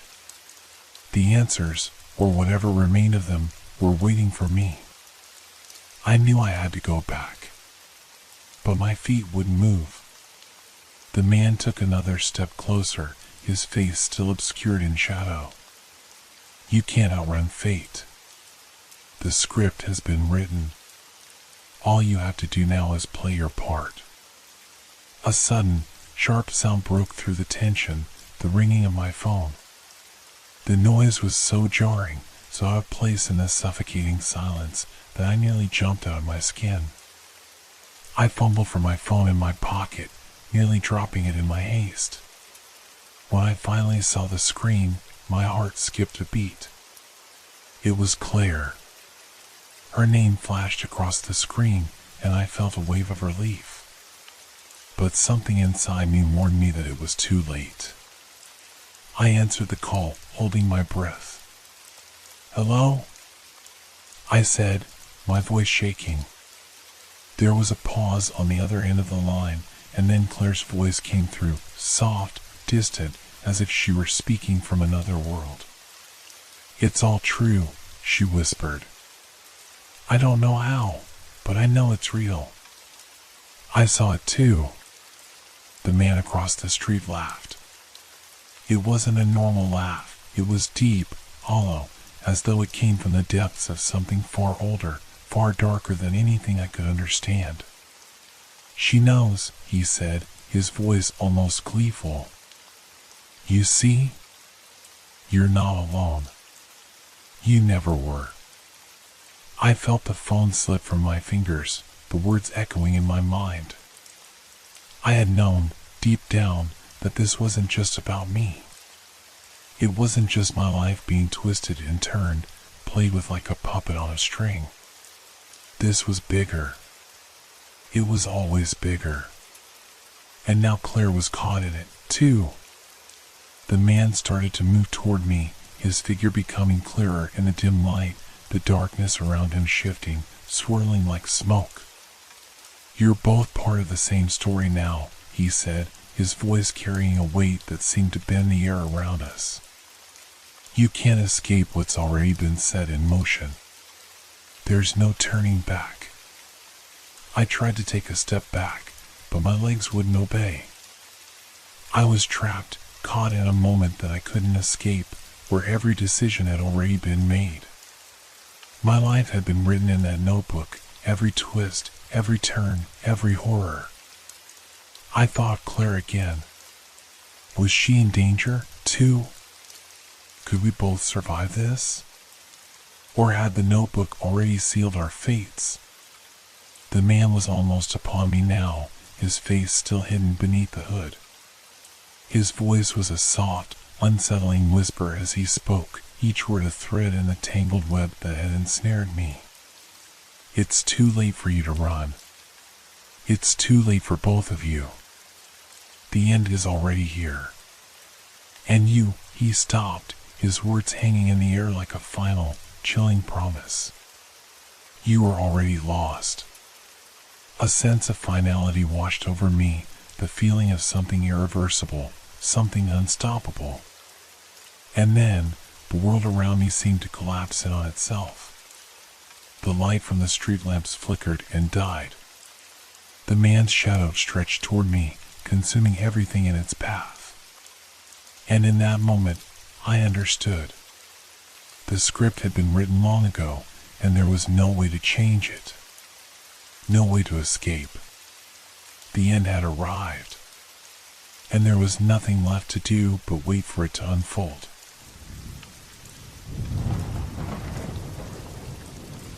Have you ever felt like you were being watched, even when you were alone? That gut-wrenching sensation that someone, or something, is just out of your sight, waiting for the right moment to reveal itself? I felt it that evening as I walked home from work, the usual route through the quiet neighborhood that I had walked countless times before. But that night, something was different. The air felt heavier, thicker, as if the world itself was holding its breath. The street lamps flickered, casting long, wavering shadows that stretched unnaturally along the pavement. The usual hum of evening sounds, the rustling of leaves, distant voices, the occasional passing car, was absent. Only the steady rhythm of my footsteps echoed in the silence. As I approached my house, I noticed it, a figure standing in the shadows near the front door. At first, I thought it was just a trick of the light, maybe a neighbor out for a late stroll or someone waiting for a friend. But then the figure didn't move. And that was when I felt it, the cold shiver running down my spine, the hairs on the back of my neck standing up. I kept walking, pretending not to notice, my heart pounding in my chest. But as I passed, I couldn't help myself. I had to glance over. The figure was still there, unmoving, cloaked in the deep shadows where the light couldn't reach. It was hard to make out any details. All I could see was the outline of a person, tall and thin, standing perfectly still as though they were waiting for something. I shook off the unsettling feeling and rushed inside, locking the door behind me. The next few hours passed in a blur of routine, dinner, a little TV, checking my phone. Yet, even as I went about my evening, my mind kept drifting back to that figure. Who were they? What were they doing there? But as the night went on, I convinced myself it was nothing. Just a trick of the mind, nothing more. That was until the next evening. I was walking home again, just as I did every night.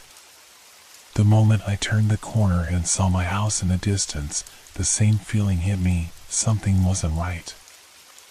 I stopped in my tracks. There, once again, standing in the same spot, was the figure. This time, my heart didn't just race, it hammered against my ribs, and every instinct screamed at me to turn around, to run, to leave. But I didn't. I forced myself to keep walking, trying to act like everything was normal. But it wasn't normal. Nothing about this was normal. I reached my door, and before I even opened it, I glanced over my shoulder. The figure hadn't moved. It was still there, watching. I could feel its gaze on me, even from the shadows. Something about it felt wrong. Too wrong to ignore. I couldn't stop myself. I took a step closer, slowly, cautiously. My breath hitched to my throat. My hand hovered over the doorknob, ready to open it and retreat inside, but I couldn't look away. I had to know what it was. I had to see its face, or at least catch a glimpse of some detail that could explain this.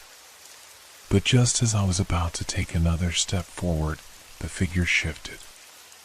It wasn't a big movement, just the slightest tilt of the head. But it was enough to send a wave of dread through me.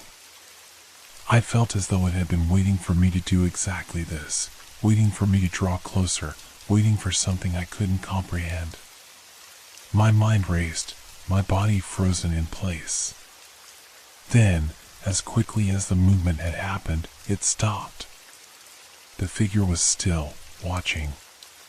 Waiting. I didn't wait any longer. I turned the doorknob and bolted inside, locking the door behind me with shaking hands. I felt a breath I hadn't realized I'd been holding rush out of me in a gasp. For the rest of the night, I couldn't shake the image of that figure standing there. The silence in the house felt suffocating, and the thought that something was out there, watching me, lingered like a thick fog in my mind. But that was just the beginning. What happened after that would change everything. The next day felt like a blur.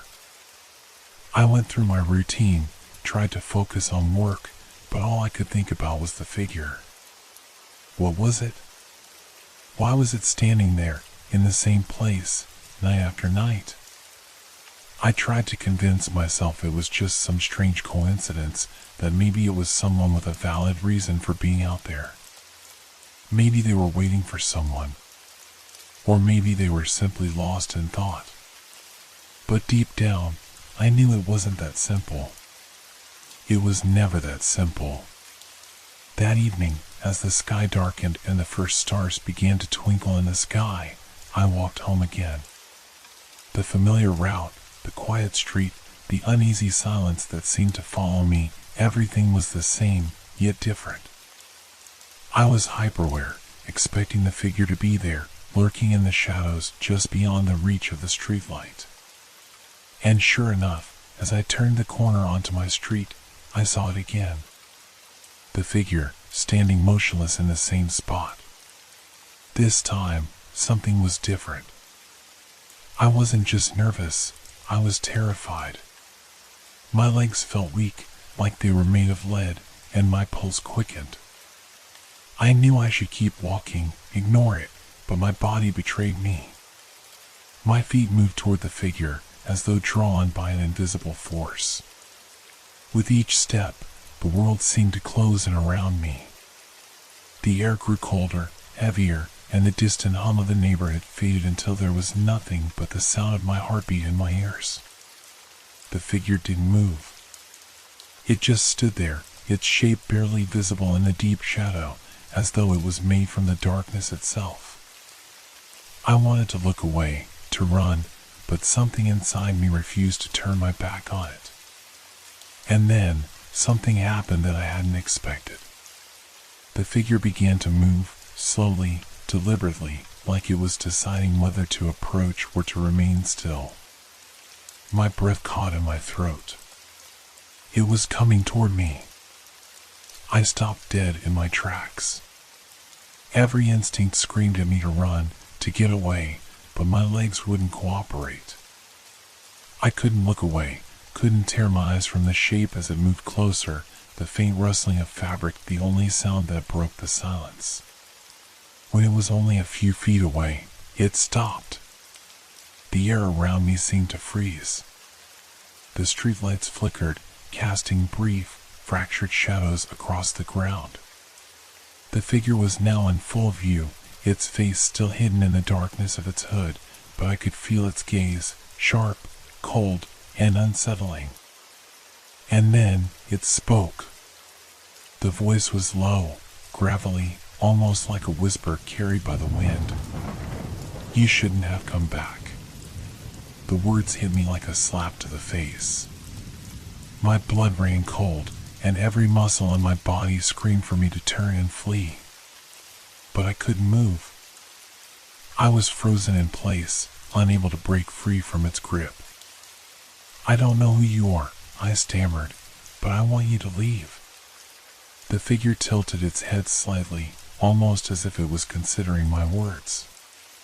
For a moment, there was silence, long, oppressive silence. And then it moved again, just a step closer. "You can't escape it," the figure said, its voice low and chilling. "It's already too late." Panic surged through me. I didn't know what it meant, what was too late, or why it was here, but I knew one thing for sure: this wasn't just a person in the shadows. This was something else, something I couldn't understand, something that was beginning to weave itself into my life in ways I didn't want to fathom. I forced myself to take a step back, my mind racing for a way to get away, to escape. But the figure didn't move. It just stood there, watching, waiting. The air grew colder still, and for the first time, I realized something far more terrifying. It wasn't just watching me, it was waiting for something. And as I looked into the darkness around it, I thought I saw another shape. A figure just beyond the first, hidden in the shadows. I had to get inside. Now. My heart pounded in my chest as I turned and ran, not looking back, not stopping until I was safely inside my house, the door slammed shut behind me. I locked it with trembling hands, but the fear didn't leave. It followed me inside, like a dark cloud that settled over every corner of the room. I could still feel the presence outside. It wasn't gone. It was waiting. I couldn't shake the feeling that something was wrong, that I was no longer safe even within the walls of my own home. The room felt too quiet, too still, as if the air itself was holding its breath. Every creak of the house, every whisper of wind outside made my skin crawl. It felt like I was being watched, but not by anyone familiar, by something I couldn't see but could feel in every fiber of my being. I spent hours pacing, trying to rationalize what had happened. Maybe I had just been imagining things. Maybe the figure was just some odd person with a peculiar routine. But no matter how hard I tried to convince myself of that, one fact remained clear: it wasn't over. It was still out there, and I could feel it. The next morning, I woke up to the usual sounds of the city: cars passing, birds chirping, people going about their day. But even the mundane noise seemed like a distant memory compared to the heavy silence of the night. I couldn't stop thinking about the figure, about the strange, chilling words it had spoken: "You shouldn't have come back." It wasn't just a warning, it was a statement of fact. That afternoon, I tried to go about my day, to act like everything was normal. But nothing felt normal. The world seemed off-kilter, and every corner I turned, I half expected to see it standing there, waiting in the shadows. When I stepped outside, I couldn't help but glance over my shoulder every few steps, checking for any sign of movement, any flicker of a figure in the corner of my vision. The evening came too quickly, as it always did, and again, I found myself walking home along the same familiar path. I told myself that I was being irrational, that I was just letting my mind run wild. But every step felt heavier, more deliberate, as though the street itself was conspiring against me. When I reached my block, I felt the familiar unease wash over me. I slowed my pace, staring at the spot where I had seen the figure the night before. The street was empty, silent, but my eyes kept darting to the shadows, searching, waiting. Then, just as I passed my neighbor's house, I saw it again. The figure was there, standing in the same place as before, like it had never left. It was as if time hadn't moved since the night before, as if everything had reset, only to play out the same terrifying scene once more. This time, I didn't stop. I kept walking, hoping that if I just kept moving, if I didn't acknowledge it, I could make it go away. But the moment I passed the figure, the unmistakable voice came again, cutting through the air like a knife. You can't hide from it. I froze. The voice was louder now, more insistent, and the words hung in the air like an accusation.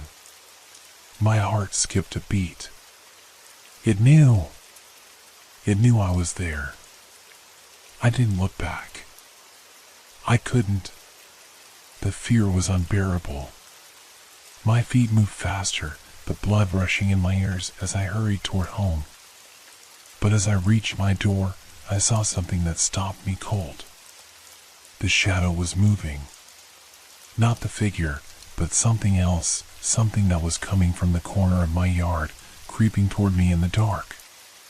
It wasn't a person, it was more like a shape, an unnatural shadow that twisted and rippled like smoke. I slammed the door shut and locked it, heart pounding in my chest. I didn't even bother to turn on the lights. My breath was shallow, my thoughts a jumble of panic and confusion. I tried to tell myself that this was all just in my head, but deep down, I knew it wasn't. The feeling of being watched grew stronger, more oppressive. I couldn't sit still. I couldn't relax. My eyes kept darting around the room, searching for any sign of movement, any flicker of a figure. And then I heard it. A soft, steady tapping on the window. Almost like a knock, but more insistent, more deliberate. I turned toward it, my heart hammering. The window was covered in shadows, the curtains drawn tight, but the tapping continued, like someone was trying to get my attention. I approached the window cautiously, my fingers trembling as I reached for the curtain. I pulled it back just enough to see outside. Nothing. But that didn't mean it was gone. No, I could feel it. I could feel the eyes on me, even though I couldn't see them. They were watching, waiting for me to make the next move. And in the darkness, I heard it again, the low, gravelly voice. You can't run. This time, I didn't wait. I grabbed my keys, my phone, anything I could find. I was done. I had to leave this place, leave the shadows, leave whatever it was that was haunting me. I didn't care where I went, as long as it was away. But as I turned to open the door, the lights flickered, and in the reflection of the window, I saw something that made my blood freeze. The figure was standing there, right outside the window, and it was smiling. I could feel the blood drain from my face, my hands growing cold and clammy. The smile was unmistakable, stretched unnaturally wide across the figure's face, its eyes reflecting nothing but emptiness, black, hollow eyes that seemed to peer straight into my soul. I backed away slowly, every instinct telling me to run, but my legs felt like lead. I couldn't tear my eyes away from that smile, from the figure standing there in the dark, motionless yet somehow more menacing than ever before. It knew I had seen it. I could feel its presence pressing against the very walls of my house, closing on me with each passing second. The tapping on the window stopped, but I could still hear it, its breath, slow and deliberate, like a hiss in the dark.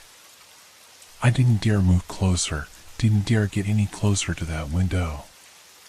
But the feeling of being watched, of being cornered, was overwhelming. I tried to think. What could I do? My phone was still in my hand, but who could I call? Who would believe me?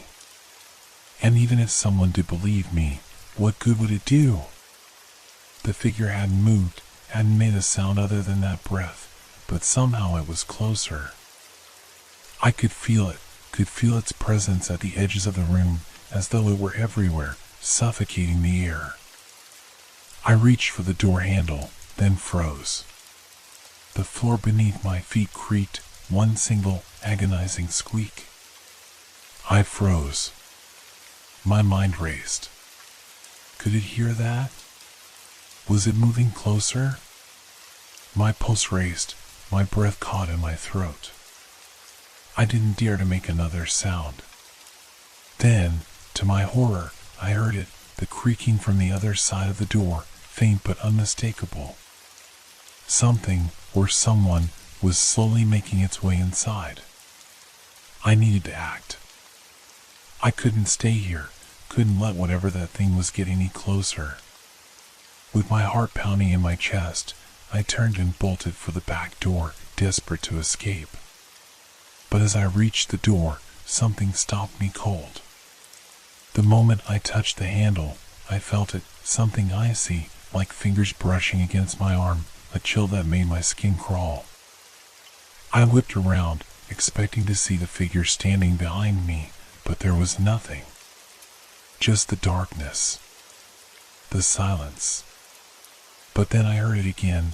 This time, it wasn't just a voice. It was a whisper, soft and sibilant, curling around the edges of my mind. It came from everywhere and nowhere all at once. Why are you running? I turned, almost too fast, but again, nothing. The room was empty. There was no sign of the figure outside, no shadow lurking in the corners. But the air felt thick, heavy, as if the house itself had become a prison. It wasn't the house that was trapping me, it was the figure. The presence, the thing that had been following me. I knew it now. It wasn't something that could be outrun, not by mere footsteps. It was waiting for me. It had always been waiting. I tried to breathe, tried to steady my racing heart, but the whispers grew louder, more insistent. You can't hide from what you've seen. The walls seemed to close in around me.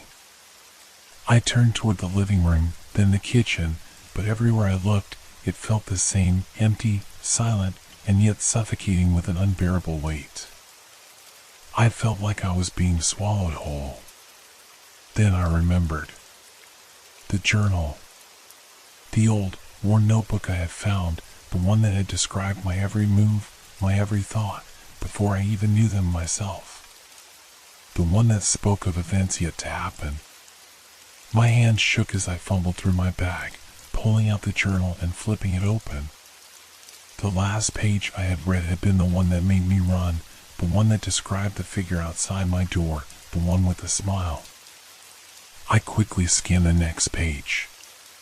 The ink was fresh, the handwriting slanted, almost frantic. It will come for you, it read. You can't escape it.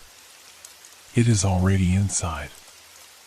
I looked around the room again, a chill running down my spine. No, it couldn't be true. It was just a book. Just some sick joke. But then I noticed something. The last sentence, the one that was scrawled almost in panic, read, "Tonight, it will take you." I couldn't breathe. My chest felt tight, and the room started to spin. I stood up, my legs unsteady, but I had to get out. I had to run. I grabbed the door again, but this time, As I touched the handle, I heard it. A slow, deliberate step, then another. It was coming. I spun around and saw it. The figure stood in the doorway, the same hollow eyes, the same twisted smile. It didn't say anything this time. It didn't need to. It was already here. And I was already trapped. I couldn't move. My legs refused to cooperate, frozen in place as the figure inched closer. The darkness behind it seemed to swallow the light, stretching the shadows in unnatural ways. The only thing I could hear was the slow, rhythmic sound of my own heartbeat, pounding in my ears louder than anything else in the room. The smile, it was wider now, impossibly so. It stretched across the figure's face, its mouth wide enough to swallow whole, but it didn't move. The eyes, those empty, soulless eyes, seemed to grow darker with each blink, as if it were feeding on my fear, drinking it in like some kind of twisted sustenance. I opened my mouth to scream, to call out, but no sound came. My throat felt tight, choked with panic. The figure took another step, its footfall like a heavy thud that echoed in the silence. "You shouldn't have seen it," a voice hissed from somewhere within the darkness, though its source was impossible to determine. The whisper slid through the air like cold fingers across my skin. "You shouldn't have looked." I wanted to fight back. I wanted to run, to do anything to escape, but I was paralyzed. There was no way out. The figure had me cornered, trapped within the suffocating darkness of my own home. It was no longer just outside, it was in every corner, every shadow. It was inside me now. I glanced frantically around the room, my eyes landing on the journal. The last entry, the one I had just read, flashed in my mind. The words had already begun to come true. Everything I had seen, everything I had done, was already written, already planned out in that damn book. But there was one more thing. I grabbed the journal, the pages trembling beneath my fingertips as I flipped through them. The ink had grown darker, more smudged, and the handwriting, once neat, had become erratic, almost frantic. And then I saw it. The final page. It was empty. No more words. No more warnings. Just a blank sheet of paper. I turned it over, desperate to find some clue, some instruction, anything that would give me a way out. But there was nothing. Only the sound of my ragged breath and the steady, unyielding steps of the figure that was getting closer, step by step, to where I stood frozen. The whispers grew louder, now a chorus of voices, each one distorting into something more sinister, more urgent. "It's too late," they sang. "You're already part of it." I wanted to scream. I wanted to run. But something held me there, something invisible, something that pressed down on my chest and kept me rooted in place. I could feel the weight of it now, the suffocating pressure of the figure's presence, the force of its will. The smile. The eyes. It was all too much. Then, in a final moment of clarity, I understood. It was never about escaping. It was never about fighting back. The figure wasn't just haunting me. It had been waiting for me to realize this truth. The journal wasn't a warning, it was the key. It was part of the ritual, part of the plan. And I had already been chosen. The figure stopped just in front of me, its shadow swallowing mine. I could feel its breath, cold and heavy against my face, the scent of something old and decaying filling the air. "You'll be with us soon," it whispered, the words slithering into my mind like a poison. I had no more time. No more chances to escape. In the final, agonizing moments, I heard a crack, the sound of something breaking. It was my own mind unraveling, coming apart as the darkness around me grew, as the figure's presence took over completely. And then, nothing. Everything went dark. When I woke, it was as though nothing had happened. The house was quiet, the air still. But there was something different, something in the air that felt off, something I couldn't explain. I stepped outside, but the world was unchanged. The street, the houses, the people, all the same. But as I walked, I noticed something strange. The journal was no longer in my hands. I couldn't remember where I had put it. But as I passed by the house where the figure had once stood, I saw a shadow in the corner of my eye. Just for a moment. And the smile was still there, waiting for me. I had never truly escaped. And it would never let me go.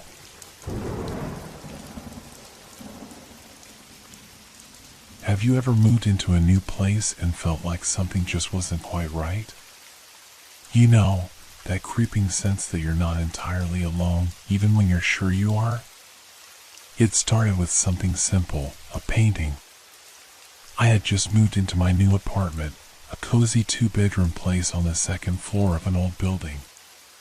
The place had character, creaky floors, ancient pipes, but it was quiet. Perfect for someone like me who liked solitude. While I was unpacking, I found an old painting I had inherited from my grandmother. It was a beautiful piece, an oil painting of a forest at dusk, the trees towering above a misty clearing. The soft light of the setting sun filtered through the branches, casting long shadows. Something about it was serene, calming even. I hung it above the fireplace, positioning it just so that it would catch the light from the window during the evening. It felt like it belonged there, like it had always been part of the space. The first few days were uneventful. I spent my time settling in, getting familiar with the layout of the apartment, exploring the old neighborhood. The painting remained just that, a beautiful image of a forest. I didn't think much of it. But soon, I started to notice something strange. The first time I saw it, I thought I was imagining things. The painting had changed. There, in the center of the clearing, just beneath a large oak tree, was a small, almost imperceptible detail I hadn't seen before. A single, perfectly round eye, half concealed behind a tangle of dark branches. I chalked it up to my mind playing tricks on me. Maybe it had always been there, and I'd just never noticed it before. But the next night, I saw it again. The eye. It was clearer now, its gaze fixed directly at me. The figure behind the tree was no longer subtle, it was unmistakably present. A human-like shape, standing still, hidden in the shadows. It wasn't there when I first hung the painting, I was sure of it. But now it was unmistakable. I felt uneasy. I tried to shake off the feeling, telling myself it was just an illusion. Maybe the lighting made the eye appear clearer. But each day, it became harder to ignore. A week passed, and it got worse. Every time I looked at the painting, the eye seemed to grow larger, more distinct. It wasn't just an eye anymore, it was a presence. It was as if the figure behind the tree was watching me, waiting. I couldn't shake the feeling that it knew what I was doing, where I was, what I was thinking. I tried to tell myself that it was just a painting, just a trick of the light or my imagination. But deep down, I knew something wasn't right. Something had changed. One evening, after returning home from work, I found myself standing in front of the painting, staring at the eye. It was almost as though it was following me, shifting with my movements. The room felt colder, and the shadows seemed deeper, more menacing. I looked around the room, but nothing had changed, except for the painting. That's when I made the decision. I had to take it down. I couldn't keep living in this tension, in this constant feeling of being watched. The painting had to go. But as I reached up to unhook it from the wall, I hesitated. There was something about the idea of removing it that felt wrong. Suddenly, the air grew heavier, and the room seemed to darken. My heart raced. I was standing there, hand outstretched, my fingers just a few inches from the edge of the frame, but I couldn't make myself touch it. I pulled my hand back and stepped away. The eye, it was watching me. But I couldn't ignore it any longer. I had to do something. I had to get rid of it. That night, I lay in bed, staring at the ceiling, unable to sleep. The shadows in my room seemed to stretch and shift in the darkness, and every creak of the floorboards, every whisper of wind outside made my pulse race. I kept hearing things, footsteps, voices in the distance, but I knew I was alone. And then, I heard it, the soft rustle of something moving in the room with me. I wasn't sure what it was at first. It was so faint, so quiet, that I could almost convince myself it was just my imagination. But it was too real. Too close. I held my breath, straining to hear it again. It came closer, the soft thud of footsteps on the floor, slow and deliberate. Then, the unmistakable sound of something scraping against the wall. I opened my eyes, the room bathed in the dim light of the street lamp outside. But I wasn't alone. I could see it now. The figure from the painting was standing in the doorway, its silhouette barely visible in the shadows. And it was staring directly at me. I froze. The figure's shape began to shift, its features becoming clearer. And as it did, the eye in the painting, it blinked. I couldn't breathe. I couldn't move. The darkness in the room seemed to close in around me, and the figure in the doorway took a step forward. Then, the whispering started. "You shouldn't have looked," it hissed, its voice a low growl that seemed to vibrate through the walls. "You should have left it alone." The room grew colder, and the shadows stretched longer, curling around the edges of my bed. The air felt thick, suffocating. The figure stepped closer, and the eye, still in the painting, locked onto mine.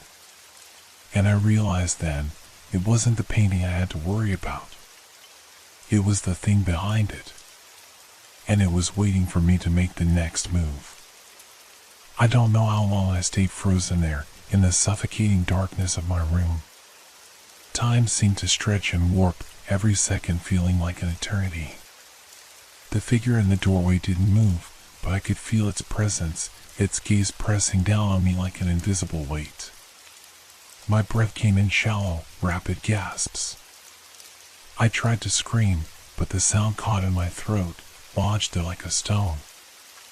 I couldn't make a sound, couldn't tear my eyes away from the figure that stood, still as death itself, just beyond the threshold of my room. The whispering grew louder, more insistent. It was as if the voice was coming from everywhere, inside my head, from the corners of the room, from the walls themselves. "You can't escape it," the voice said, its tone dripping with malevolent satisfaction. "You opened the door. Now you have to see it through."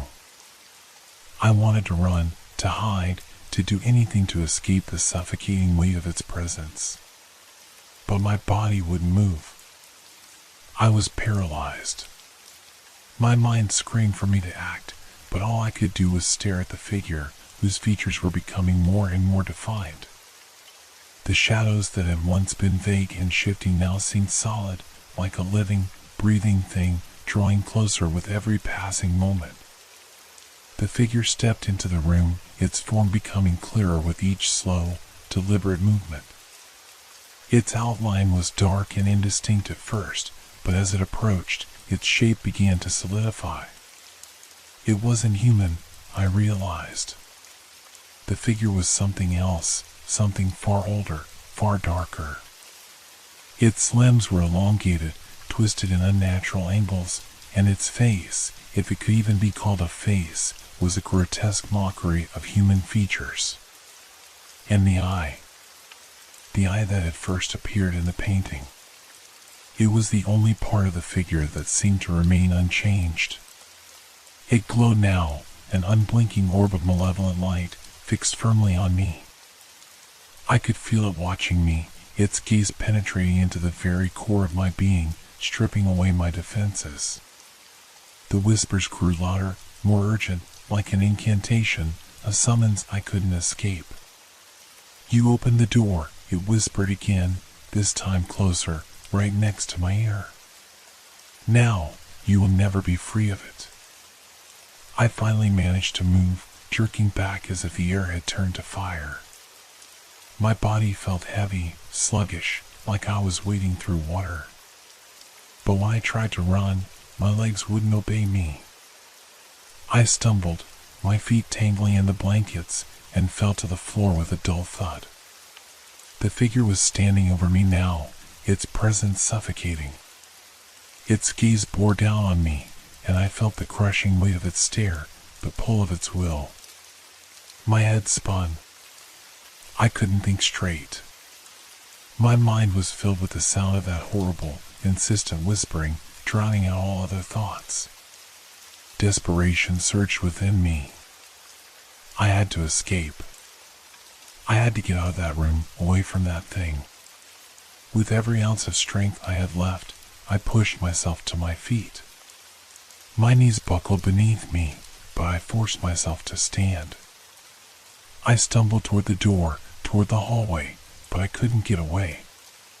The shadows in the room seemed to stretch out and reach for me, curling around my legs, pulling me back. I screamed, but no sound came out. The figure was behind me now, its cold presence pressing against my back. I could feel its breath, if it even had breath, on the nape of my neck, sending chills down my spine. It wasn't just a shadow anymore. It was something real, something that had weight, substance. "You should have left it alone," it hissed again, its voice like nails on a chalkboard, scratching at my mind. "You opened the door, and now it's too late." I tried to turn, to face it, but my body wouldn't cooperate.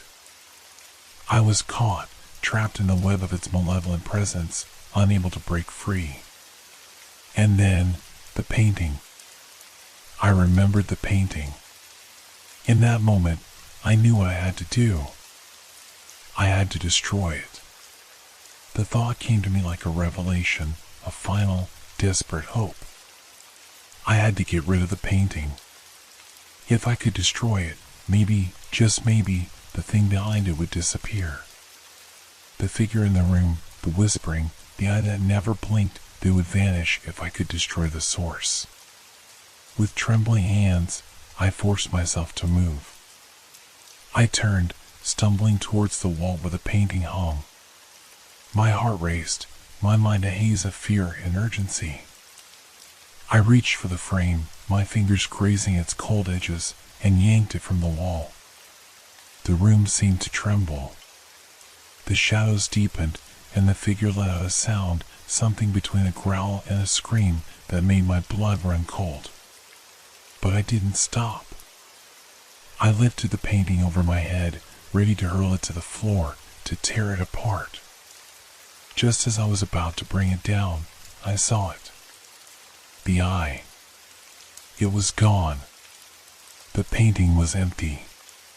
The forest, the trees, the clearing, all were gone, replaced by an infinite void. The darkness inside the frame seemed to reach out, as if trying to pull me in. And in that darkness, I saw something worse than I could ever imagine. There was nothing behind the eye. There was nothing. Only emptiness. And then, the figure was gone. The room returned to silence, but the weight of its presence lingered, hanging in the air like a storm ready to break. I don't know if I was dreaming or if it was real. The painting is gone now. I burned it, or at least I think I did. The The fire consumed it, but the darkness hasn't gone away. And sometimes, when I look into the mirror, I think I see something. Just in the corner of my eye. A shadow. Watching. Waiting. I woke up that morning with an uneasy feeling, a gnawing sensation that something was wrong. The house was too quiet. It felt like the walls were holding their breath, waiting for something to happen. The air seemed thicker, heavier, as if every room was holding a secret. I couldn't shake the feeling of being watched. The burning of the painting had felt like a release. It should have been the end of it. The figure, the eye, the whispers, all gone. At least, that's what I told myself. But deep down, I knew the truth. It wasn't over. It could never be over. Not when the darkness had touched me, when I had seen the void behind that eye. I tried to push the thoughts aside, to convince myself that it was just my mind playing tricks on me. But that feeling, that horrible sensation of being observed, it never went away. It followed me. It was like a shadow that clung to me, wrapping around me, suffocating me with every step I took. As I went about my morning routine, making coffee, checking my phone, trying to appear normal, I noticed something strange. It was subtle, almost imperceptible, but it was there. The reflection. When I glanced at myself in the kitchen window, I saw it. At first, I thought it was a trick of the light, a shadow cast in the wrong place. But then I looked closer. I was standing in front of the window, my reflection clearly visible, but something was wrong. My reflection didn't match my movements. It stood there, unmoving, while I continued to move around the kitchen. But that wasn't the worst part. No, what sent a chill down my spine was the fact that my reflection smiled. It wasn't a natural smile. It was wide, unnatural, a grin that stretched too far across its face. The eyes, my eyes, were not the same. They were darker, empty. It was like staring into the void. My blood ran cold. I whipped my head around, but the kitchen was empty. No one was there. The house was silent. Yet, when I turned back to the window, my reflection was still there. Still smiling. I tried to ignore it, to pretend it wasn't happening, but it was like a magnet, pulling me in, forcing my gaze to linger on it. I reached for the window, my hand trembling, and wiped it clean. The reflection remained. Still there. Still smiling. I don't know how long I stood there, locked in that horrific gaze, but when I finally tore myself away, I felt a weight lift from my chest, only to be replaced by a deeper, heavier feeling. It followed me throughout the day.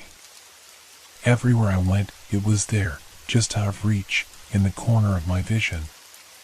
The feeling of being watched, the sense that something was wrong. I tried to shake it off, tried to pretend I was imagining things, but every time I looked into a reflective surface, I saw it. The figure in the corner of my eye, the smile that never stopped. And then, when I looked into the bathroom mirror later that night, it was there. Right behind me.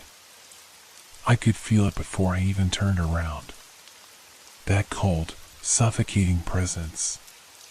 The air grew thick, the shadows stretched longer, and I knew it was real. I didn't dare turn around, not even to glance. The reflection in the mirror had changed again. It wasn't just a smile anymore. The figure behind me was becoming clearer, more distinct. It had arms now, long and bony, reaching out toward me. I could hear the whispering again. It wasn't the same whisper as before. This was different. It was softer, closer, like it was breathing directly into my ear. You opened the door, the voice hissed, low and menacing. You cannot escape it now. My heart hammered in my chest. My legs felt like lead, frozen to the spot. The reflection moved again, jerking unnaturally. It reached out to me, its hand stretching toward my neck. And then, I saw it clearly. It wasn't my reflection at all. The face in the mirror, it was not mine. The eyes were hollow, black pits. The smile had stretched too wide. The figure behind me was not human anymore, if it ever had been. It was a twisted version of me, my features contorted into something monstrous. In that moment, I knew what it was. It wasn't just a painting. It wasn't just a figure in a doorway. This thing, this creature, it was linked to me, to my soul. And it was coming for me. I backed away slowly, but the reflection didn't stop.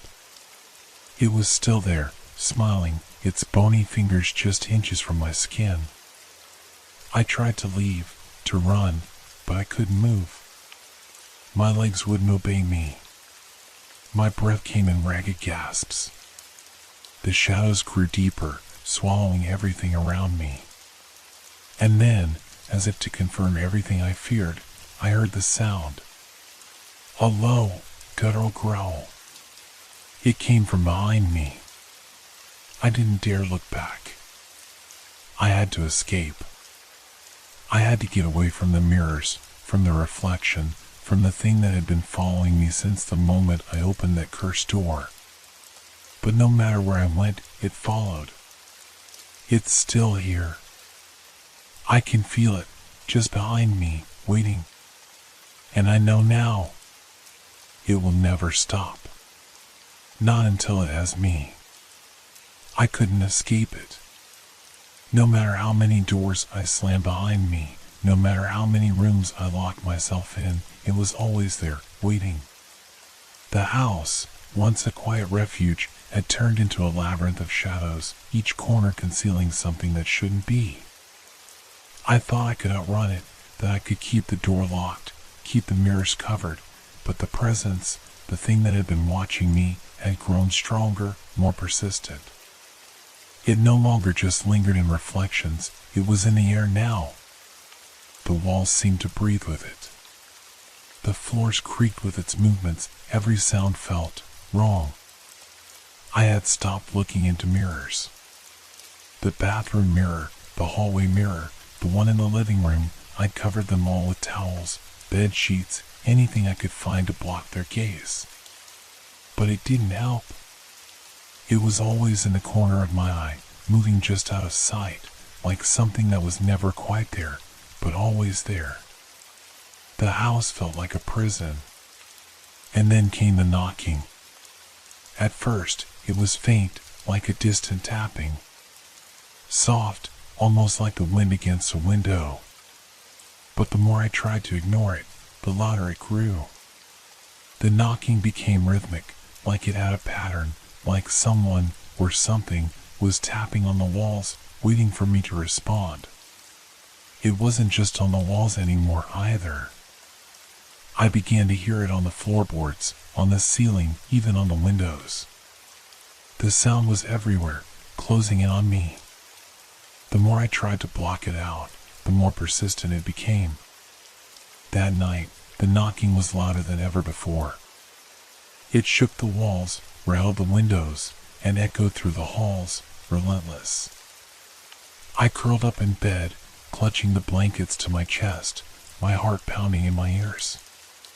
The shadows outside my door seemed to grow darker, deeper. I couldn't tell if it was the house, or if the darkness itself was alive, inching closer to me with every passing second. My skin prickled with cold sweat. I knew it was close. I could feel it in my bones. And then it came. A knock on the door. It was the first time the knocking had been this direct. Like it knew exactly where I was, like it was calling me out. I froze, unable to move, unable to breathe. My eyes darted to the door, and I waited, my entire body tense. Another knock. This time harder. Louder. It shook the doorframe. "I know you're in there," the voice whispered, so close, so soft, it sounded like it was coming from the other side of the door, from inside the walls. The voice wasn't human. It was hollow, like a whisper carried on the wind, but with a tone that made my skin crawl. It wasn't just speaking, it was inside my head. I could feel it pressing against my mind, suffocating me. And then, as I stood there, paralyzed with fear, I heard something even worse. A soft, slow scraping sound, like nails dragging against the wood. The door, the walls, the floor. The sound moved, shifting, as if it were creeping along the edges of the house. I couldn't tell where it was coming from, only that it was getting closer. Something was in the walls. I staggered back, my pulse racing. I tried to run, but my feet felt like they were glued to the floor. The knocking, the scraping, it was everywhere. The house was alive with it. And then, the whispering voice came again, only this time, it wasn't just a whisper. It was a scream. A screeching, desperate wail that echoed through my skull, vibrating my very bones. My hands shot to my ears, trying to block it out, but it was too loud, too overwhelming. I stumbled backward, crashing into the furniture, knocking over lamps, but I couldn't feel anything. My body felt numb, as though the fear had taken over, leaving me no control over my own movements. And then I saw it. In the corner of the room, behind the chair, in the shadows, it was there. The thing that had been following me. It wasn't in the reflection anymore. It wasn't just a smile with the empty eyes. It was something more, something darker. Its form was shifting, like it couldn't decide what it wanted to be. A face would appear in the dark, only to fade into another. A hand would reach out, and then disappear. But the most terrifying thing of all was the sound. The whispering, the scraping, the movement in the walls, it all came from it. It was in the house. It was moving. Closer. I tried to scream, to run, but my voice was gone. My legs refused to move. And then I saw something that made my heart stop. From the shadows, a hand reached out, thin and bony, its fingers elongated and twisting like something unnatural, like something that had never belonged to a human. It brushed against the back of my neck. I finally broke free, the panic flooding through me, my body jolting into motion. I ran toward the door, my mind screaming for escape, but as I reached the hallway, the walls moved. They shifted. The doorframe was gone. The hallway stretched on, too long, too wide. It was a maze, a labyrinth, and I knew I couldn't leave. Not now. Not anymore. I was trapped. And it was watching me. I couldn't tell if I was awake anymore. My senses were so warped that reality itself seemed to be slipping through my fingers. The house had become an endless stretch of rooms, hallways, and stairwells, but none of it felt real. It was as if the house itself had taken on a life of its own, twisting and contorting in ways I couldn't understand. The shadows, those cursed, endless shadows, followed me. They stretched across the walls like living things, always just behind me, closing in. The whispers had stopped, but the silence felt heavier, more oppressive. Every footstep echoed too loudly in the empty air, every creak of the floorboards reverberated in my chest, reminding me that the walls themselves were alive with something I couldn't name. I stumbled through the halls, trying to find something, anything, that could lead me out. But the house was wrong. The doors I passed only moments ago now stood shut, locked from the inside. The windows? Covered in thick layers of grime, impossible to see through. And then I heard it again. That sound. The scraping. It was faint at first, like the sound of nails dragging across stone. But it grew louder, closer, more deliberate. I looked up, and in the corner of the room, just beyond the cracked frame of a broken mirror, I saw it. The eye. It had appeared again, right there in the reflection. This time, however, it wasn't just watching. It was moving. Slowly, deliberately, it blinked once, twice, and then it followed me. My breath hitched in my throat as I backed away, my hand fumbling for the doorknob. The reflection shifted, twisting, as though the eye was reaching out, inching closer with every step I took. But no matter how quickly I moved, it was always there, right on the edge of my vision, taunting me.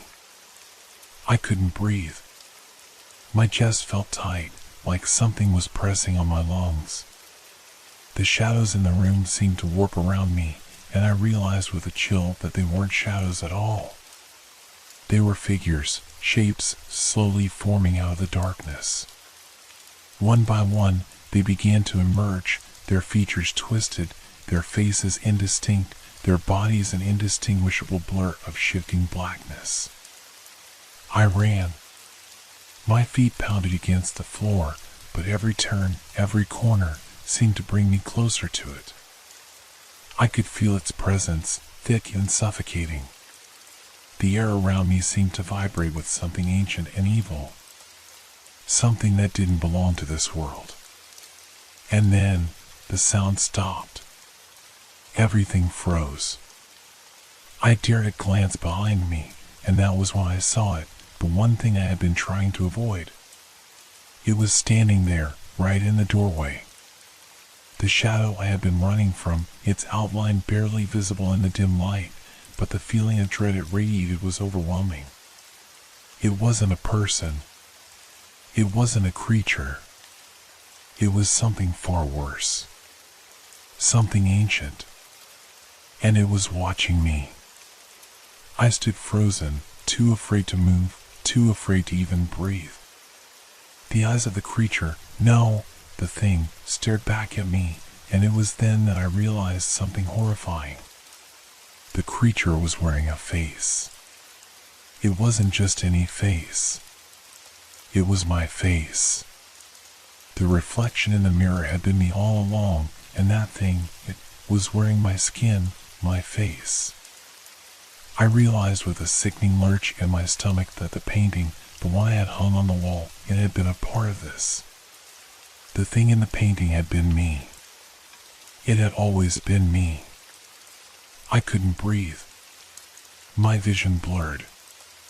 The room seemed to close in around me.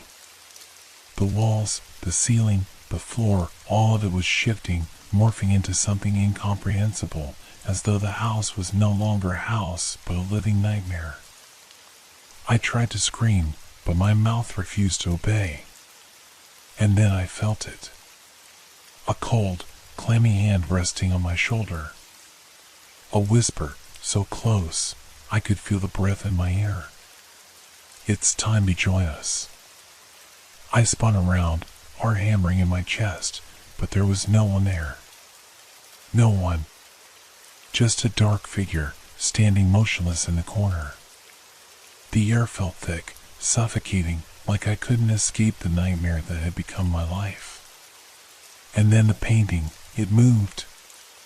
The eye, my eye, stared back at me, blinking, then widening, until it was no longer a part of the painting at all. The eye stepped out of the canvas. It was real. It was alive. I didn't have time to scream. The shadows closed in on me. And then everything went dark.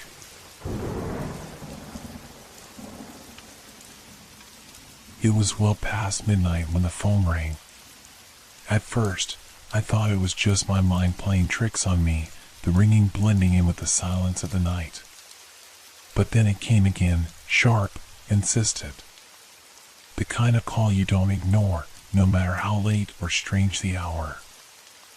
I sat up in bed, the glow of my phone lighting up the dark room. The number was unfamiliar. I stared at it for a moment, feeling an odd chill crawl up my spine. No one ever called me this late. I hesitated for a second, but curiosity won out. I picked up the phone. Hello? The voice on the other end was low, familiar, but something was off. It wasn't quite right. It sounded like my own voice, my own exact tone, my own pace, but the words were wrong. Don't go outside, the voice said, a calm urgency underlying the command. Stay inside. Lock the doors and don't open them for anyone. My heart skipped a beat. I pulled the phone away from my ear for a moment, staring at the screen again. It was my number. The exact same number I had. How could this be? Was someone playing a prank on me? I shook off the unease and put the phone back to my ear. Who is this? I asked, my voice shaky. You'll find out soon enough, the voice replied.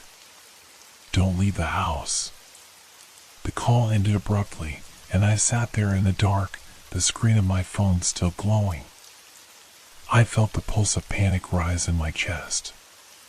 Was this a prank? Or something more? I tried to shake it off, but the words kept repeating in my mind. Don't go outside. It was as though the voice was trying to warn me, to stop me from making some terrible mistake. I told myself it was just a trick. A late-night hoax. People do that sort of thing, right? But despite my best efforts, I couldn't ignore the nagging feeling that something wasn't right. I glanced at the window. The streetlights outside shone dimly through the curtains, the night air thick and quiet. The whole world seemed to be asleep. I turned the phone over in my hand, considering what to do. My eyes drifted to the front door. Was it locked? I couldn't remember. I felt a sudden compulsion to check it, a need to make sure everything was secure. I stood up, my feet cold against the floorboards, and walked toward the door. As I reached for the handle, a small sound, almost like a whisper, made me freeze. It was faint, but unmistakable. A knock. Soft, rhythmic, just enough to make me hesitate. I couldn't move. The voice echoed in my mind, stay inside. Don't open the door. I stood there, frozen. My fingers were wrapped around the door handle, but my body refused to move. The knock came again. Louder this time. More insistent. I was torn. Part of me wanted to open the door, to see who it was. Another part of me, the one that had heard the voice on the phone, screamed at me to ignore it, to stay inside. And then I made the mistake of listening to my curiosity. I turned the handle. The door creaked open slowly, a chill creeping in from the hallway. The lights in the living room flickered once, twice, and I stepped out into the darkness of the entryway. Nothing was there. I glanced back over my shoulder, half expecting to see someone standing in the shadows. But there was no one. The hallway stretched out before me, quiet and empty. I took a step forward. And then I heard it again. A faint whisper, just barely audible, as though someone was speaking from just beyond the walls. You shouldn't have done that. Before I could react, the phone in my pocket buzzed. It was the same number again. I answered it without thinking. You've done it now, the voice on the other end said, but this time it wasn't my own. The voice was cold, distant, as though it was coming from somewhere far away. "You've broken the rule. Now you'll pay the price." I felt my breath catch in my throat as the reality of what I'd done sank in. The voice wasn't just warning me. It was something else. Something that knew what I would do before I did it. I glanced back at the door. And there, standing just outside, was a shadow. A shape I couldn't quite make out. But I felt it, this weight in the air, like something was watching me, waiting for me to make the next move.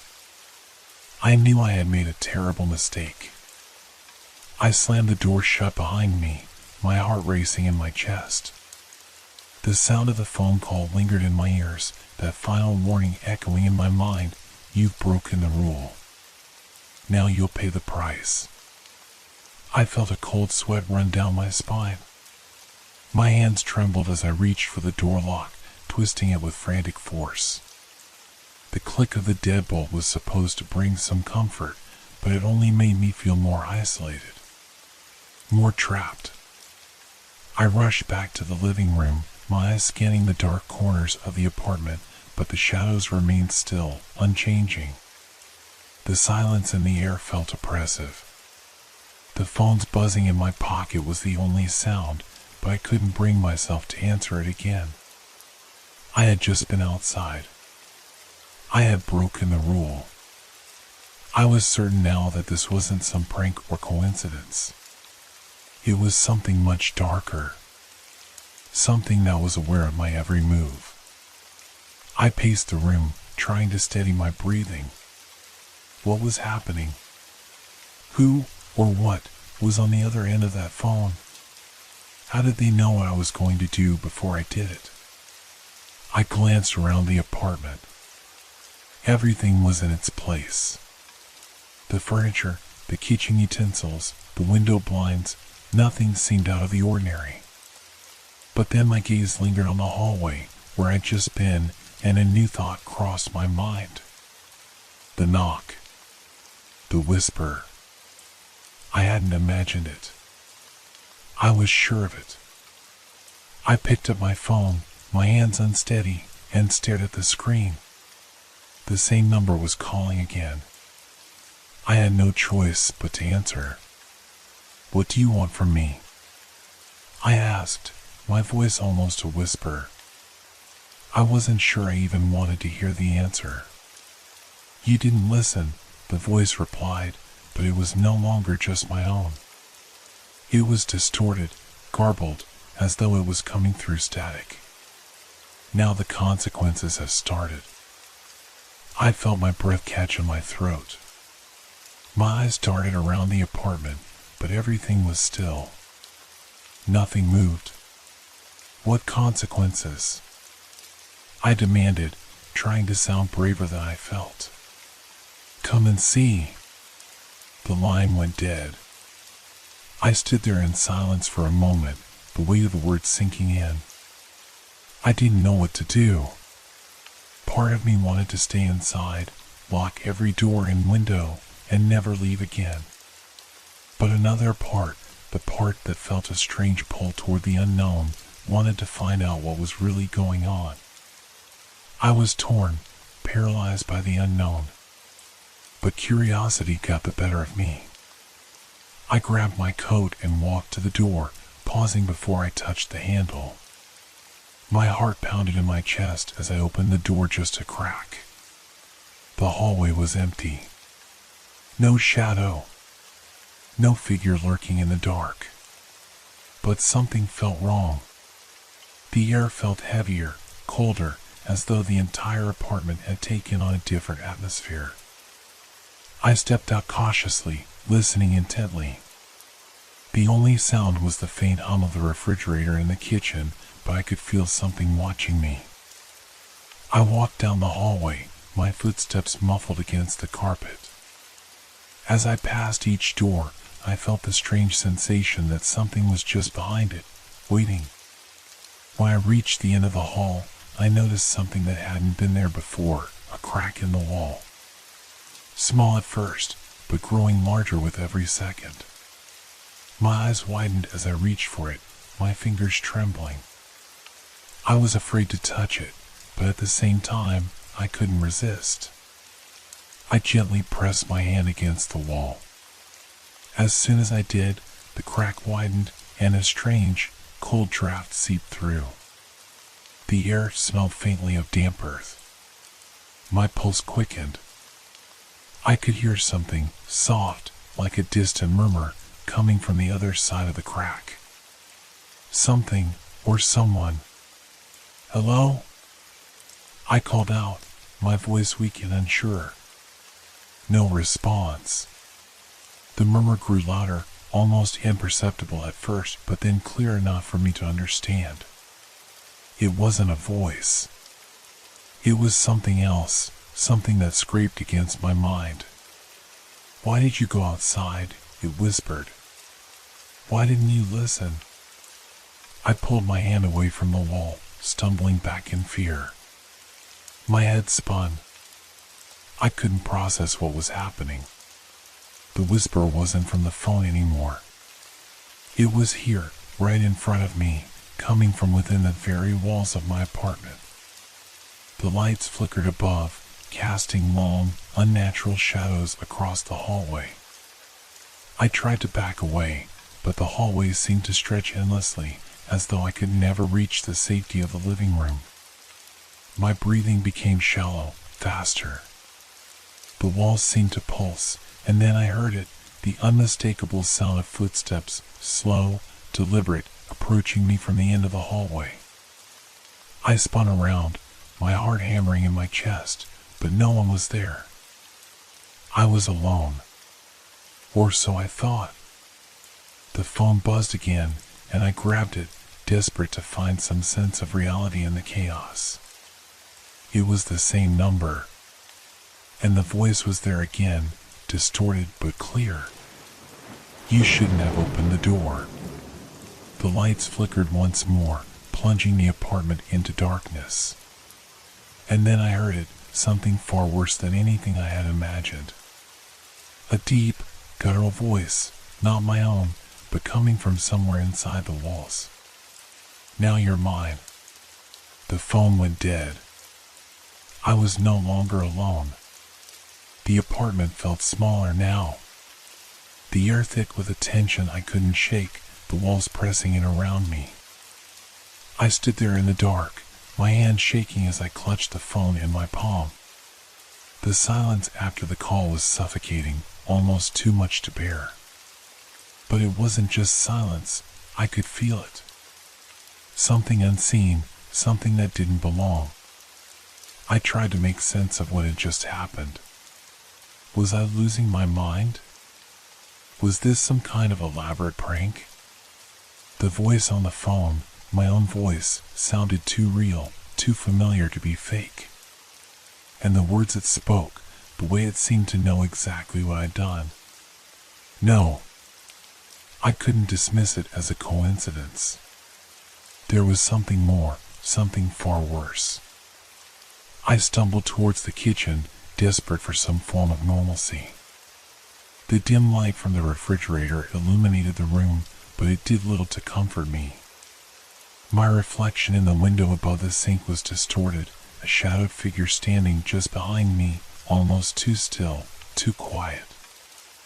I whirled around, but no one was there. Nothing. I turned back to the window, my heart pounding. I was losing my grip on reality. It was all too much. That voice, those whispers, the crack in the wall, it wasn't just in my head. Something was watching me, something that was always just a step behind. I opened the refrigerator, pulling out a bottle of water, my hands trembling. I needed to calm down, I told myself. I needed to think. I unscrewed the cap, taking a long drink, trying to ground myself in something, anything that could remind me of normal life. The cool water was refreshing, but it did little to ease the growing sense of dread that gnawed at the pit of my stomach. I glanced at the clock on the wall. It was almost 3 a.m. The night was already late, but it felt like it was just beginning. The phone buzzed again. I jumped, my heart leaping into my throat. I didn't want to answer it. I didn't want to hear that voice again. But my hand reached out before I could stop it, my thumb swiping across the screen to accept the call. "Hello?" My voice cracked. It was silent for a moment, too long, the anticipation unbearable. Then the voice came through, clear and cold, like it was standing right beside me. "You didn't listen," it said, "and now you'll pay the price." I froze, the words sinking into me like ice. My breath hitched, my throat tightening. I wanted to scream, to tell it to stop, but my mouth refused to move. "The price?" I managed, my voice barely audible. "What do you mean?" "You've already paid the first part," it said. "But it's not over yet." "It never is." The line went dead. I dropped the phone, my mind spinning.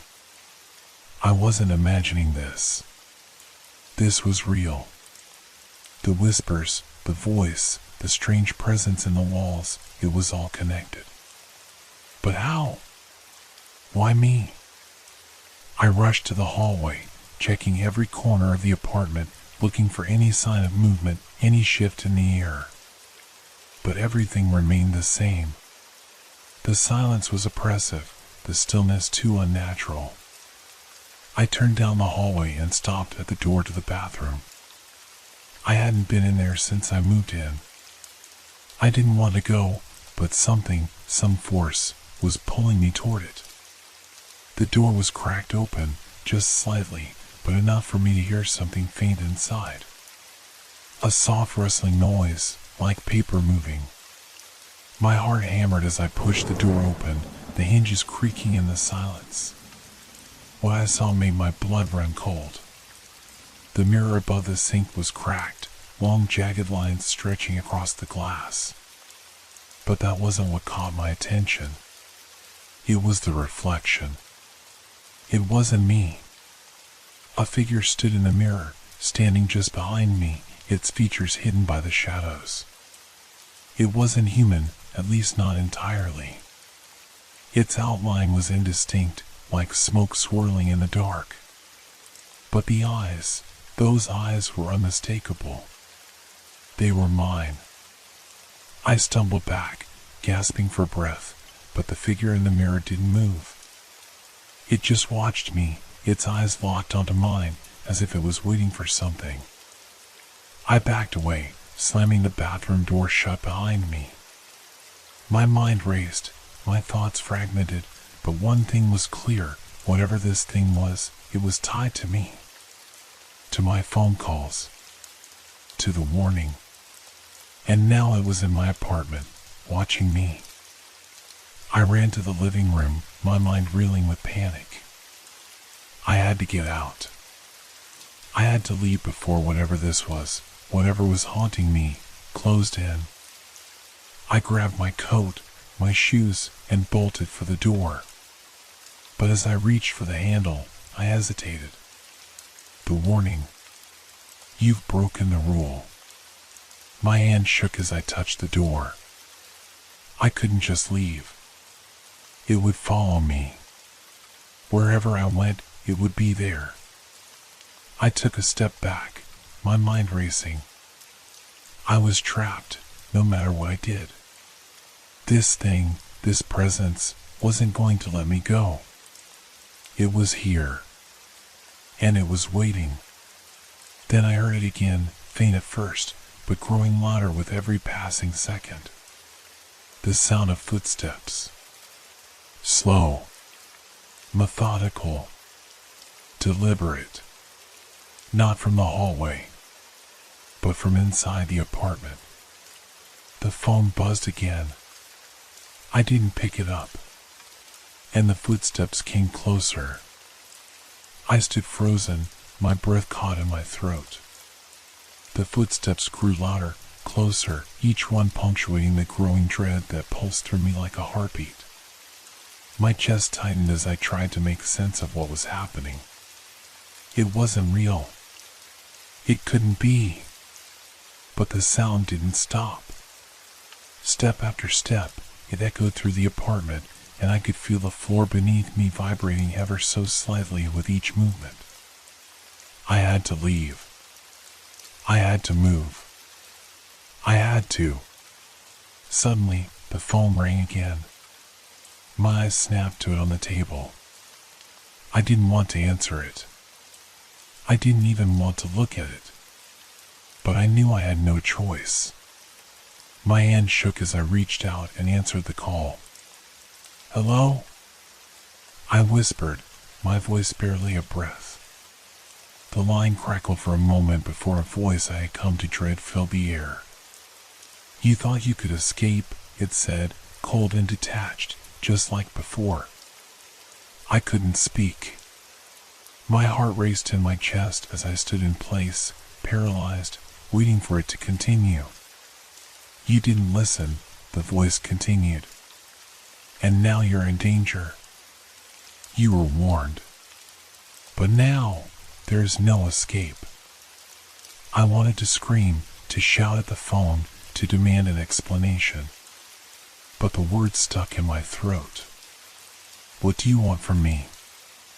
I managed to croak, my voice trembling with fear. "You've already done it," it replied, the tone almost amused. "You've already paid the price." The line went dead again, leaving nothing but the deafening silence of the room. The footsteps had stopped. There was no sound, no movement, nothing. It was as if everything had paused in time, leaving me suspended in the air, dangling on the edge of something I couldn't even understand. I didn't know how long I stood there, staring at the phone in my hand. But it didn't matter. The fear had sunk in so deep that I couldn't move. I was frozen, rooted to the spot, as if something invisible was holding me in place. Suddenly, I heard a faint sound, a soft rustle, like paper shifting in the wind. It came from the hallway. It wasn't the footsteps this time.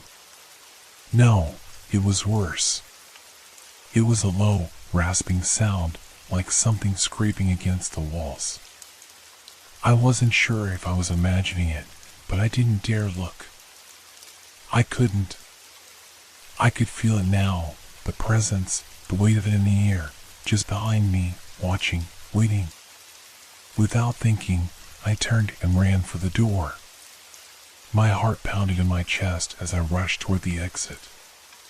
My fingers fumbled with the handle, struggling to turn it, but it wouldn't budge. I tried again, my panic rising, but it still wouldn't open. The door was stuck, jammed, as if something was holding it shut from the other side. Then I heard the sound again. Closer now. I spun around, my body trembling.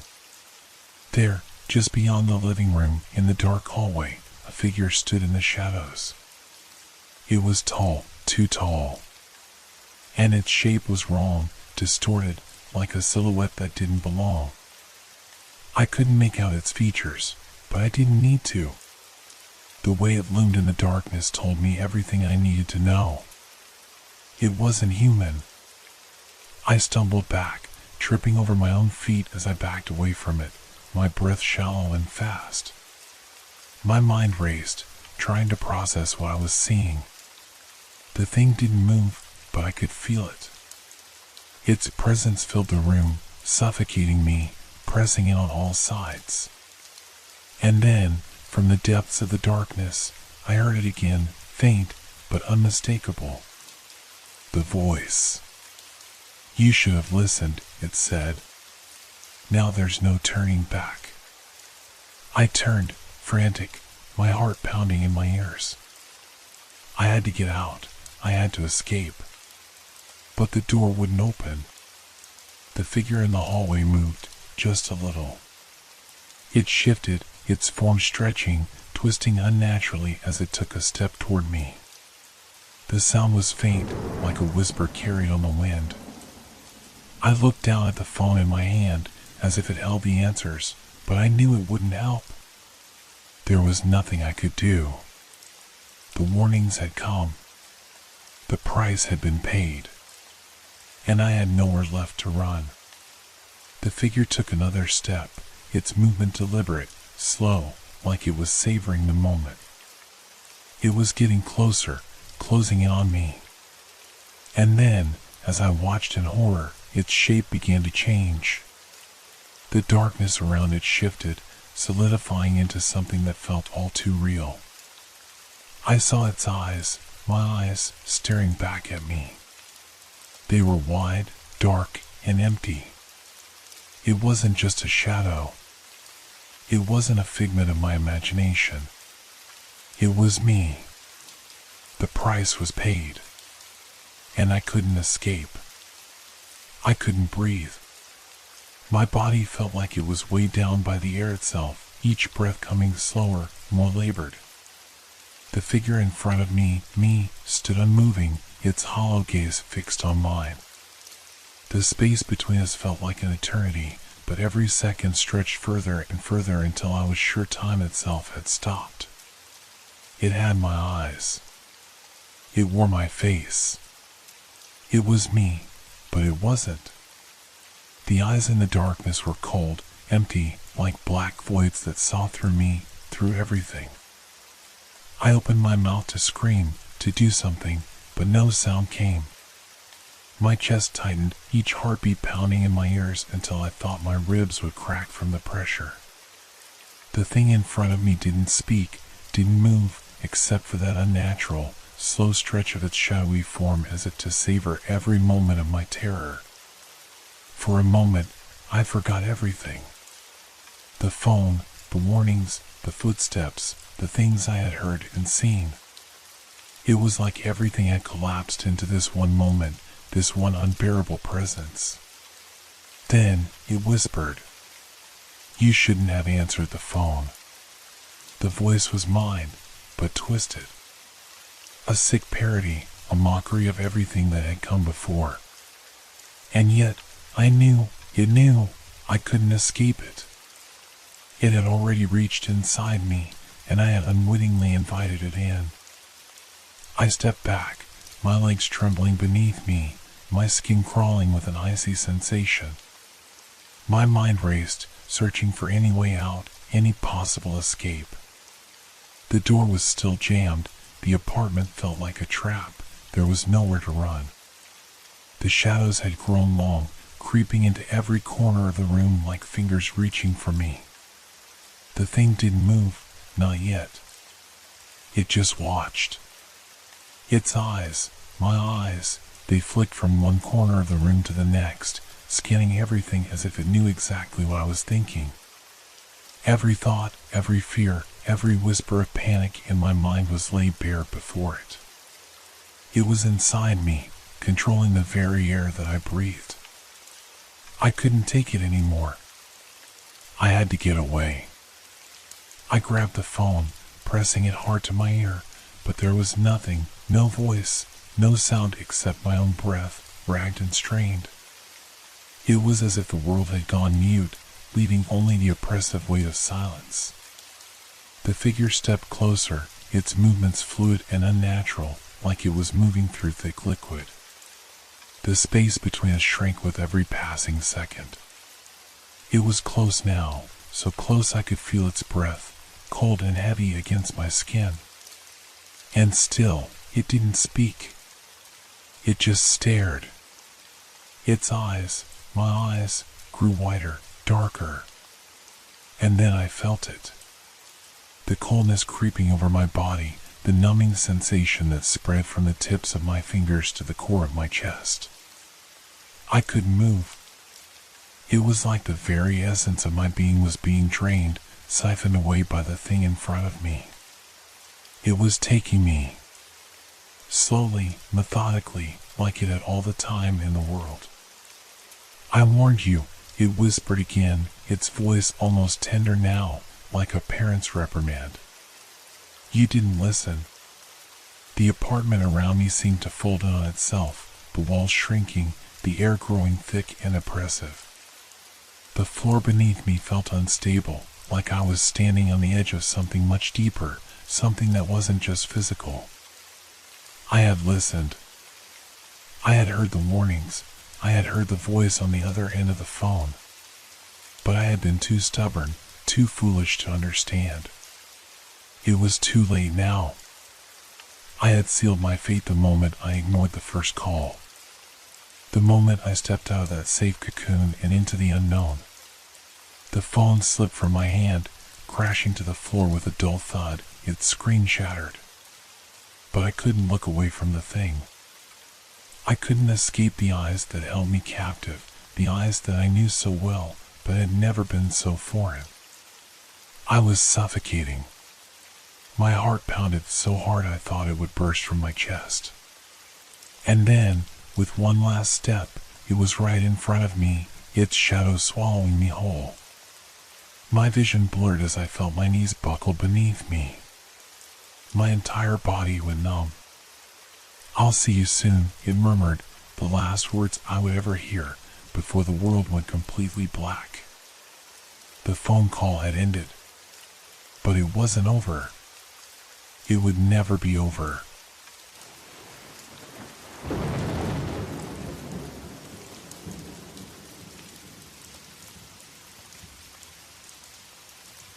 This has been a long, dark journey through the night with Whisper Crowley. Thank you for staying with us until the end. Leave a like if these stories made you look at the darkness a little differently, and share in the comments what you enjoyed most or what gave you chills. Make sure to subscribe so you don't miss our next Sinister Whispers. Until we meet again in the world of shadows.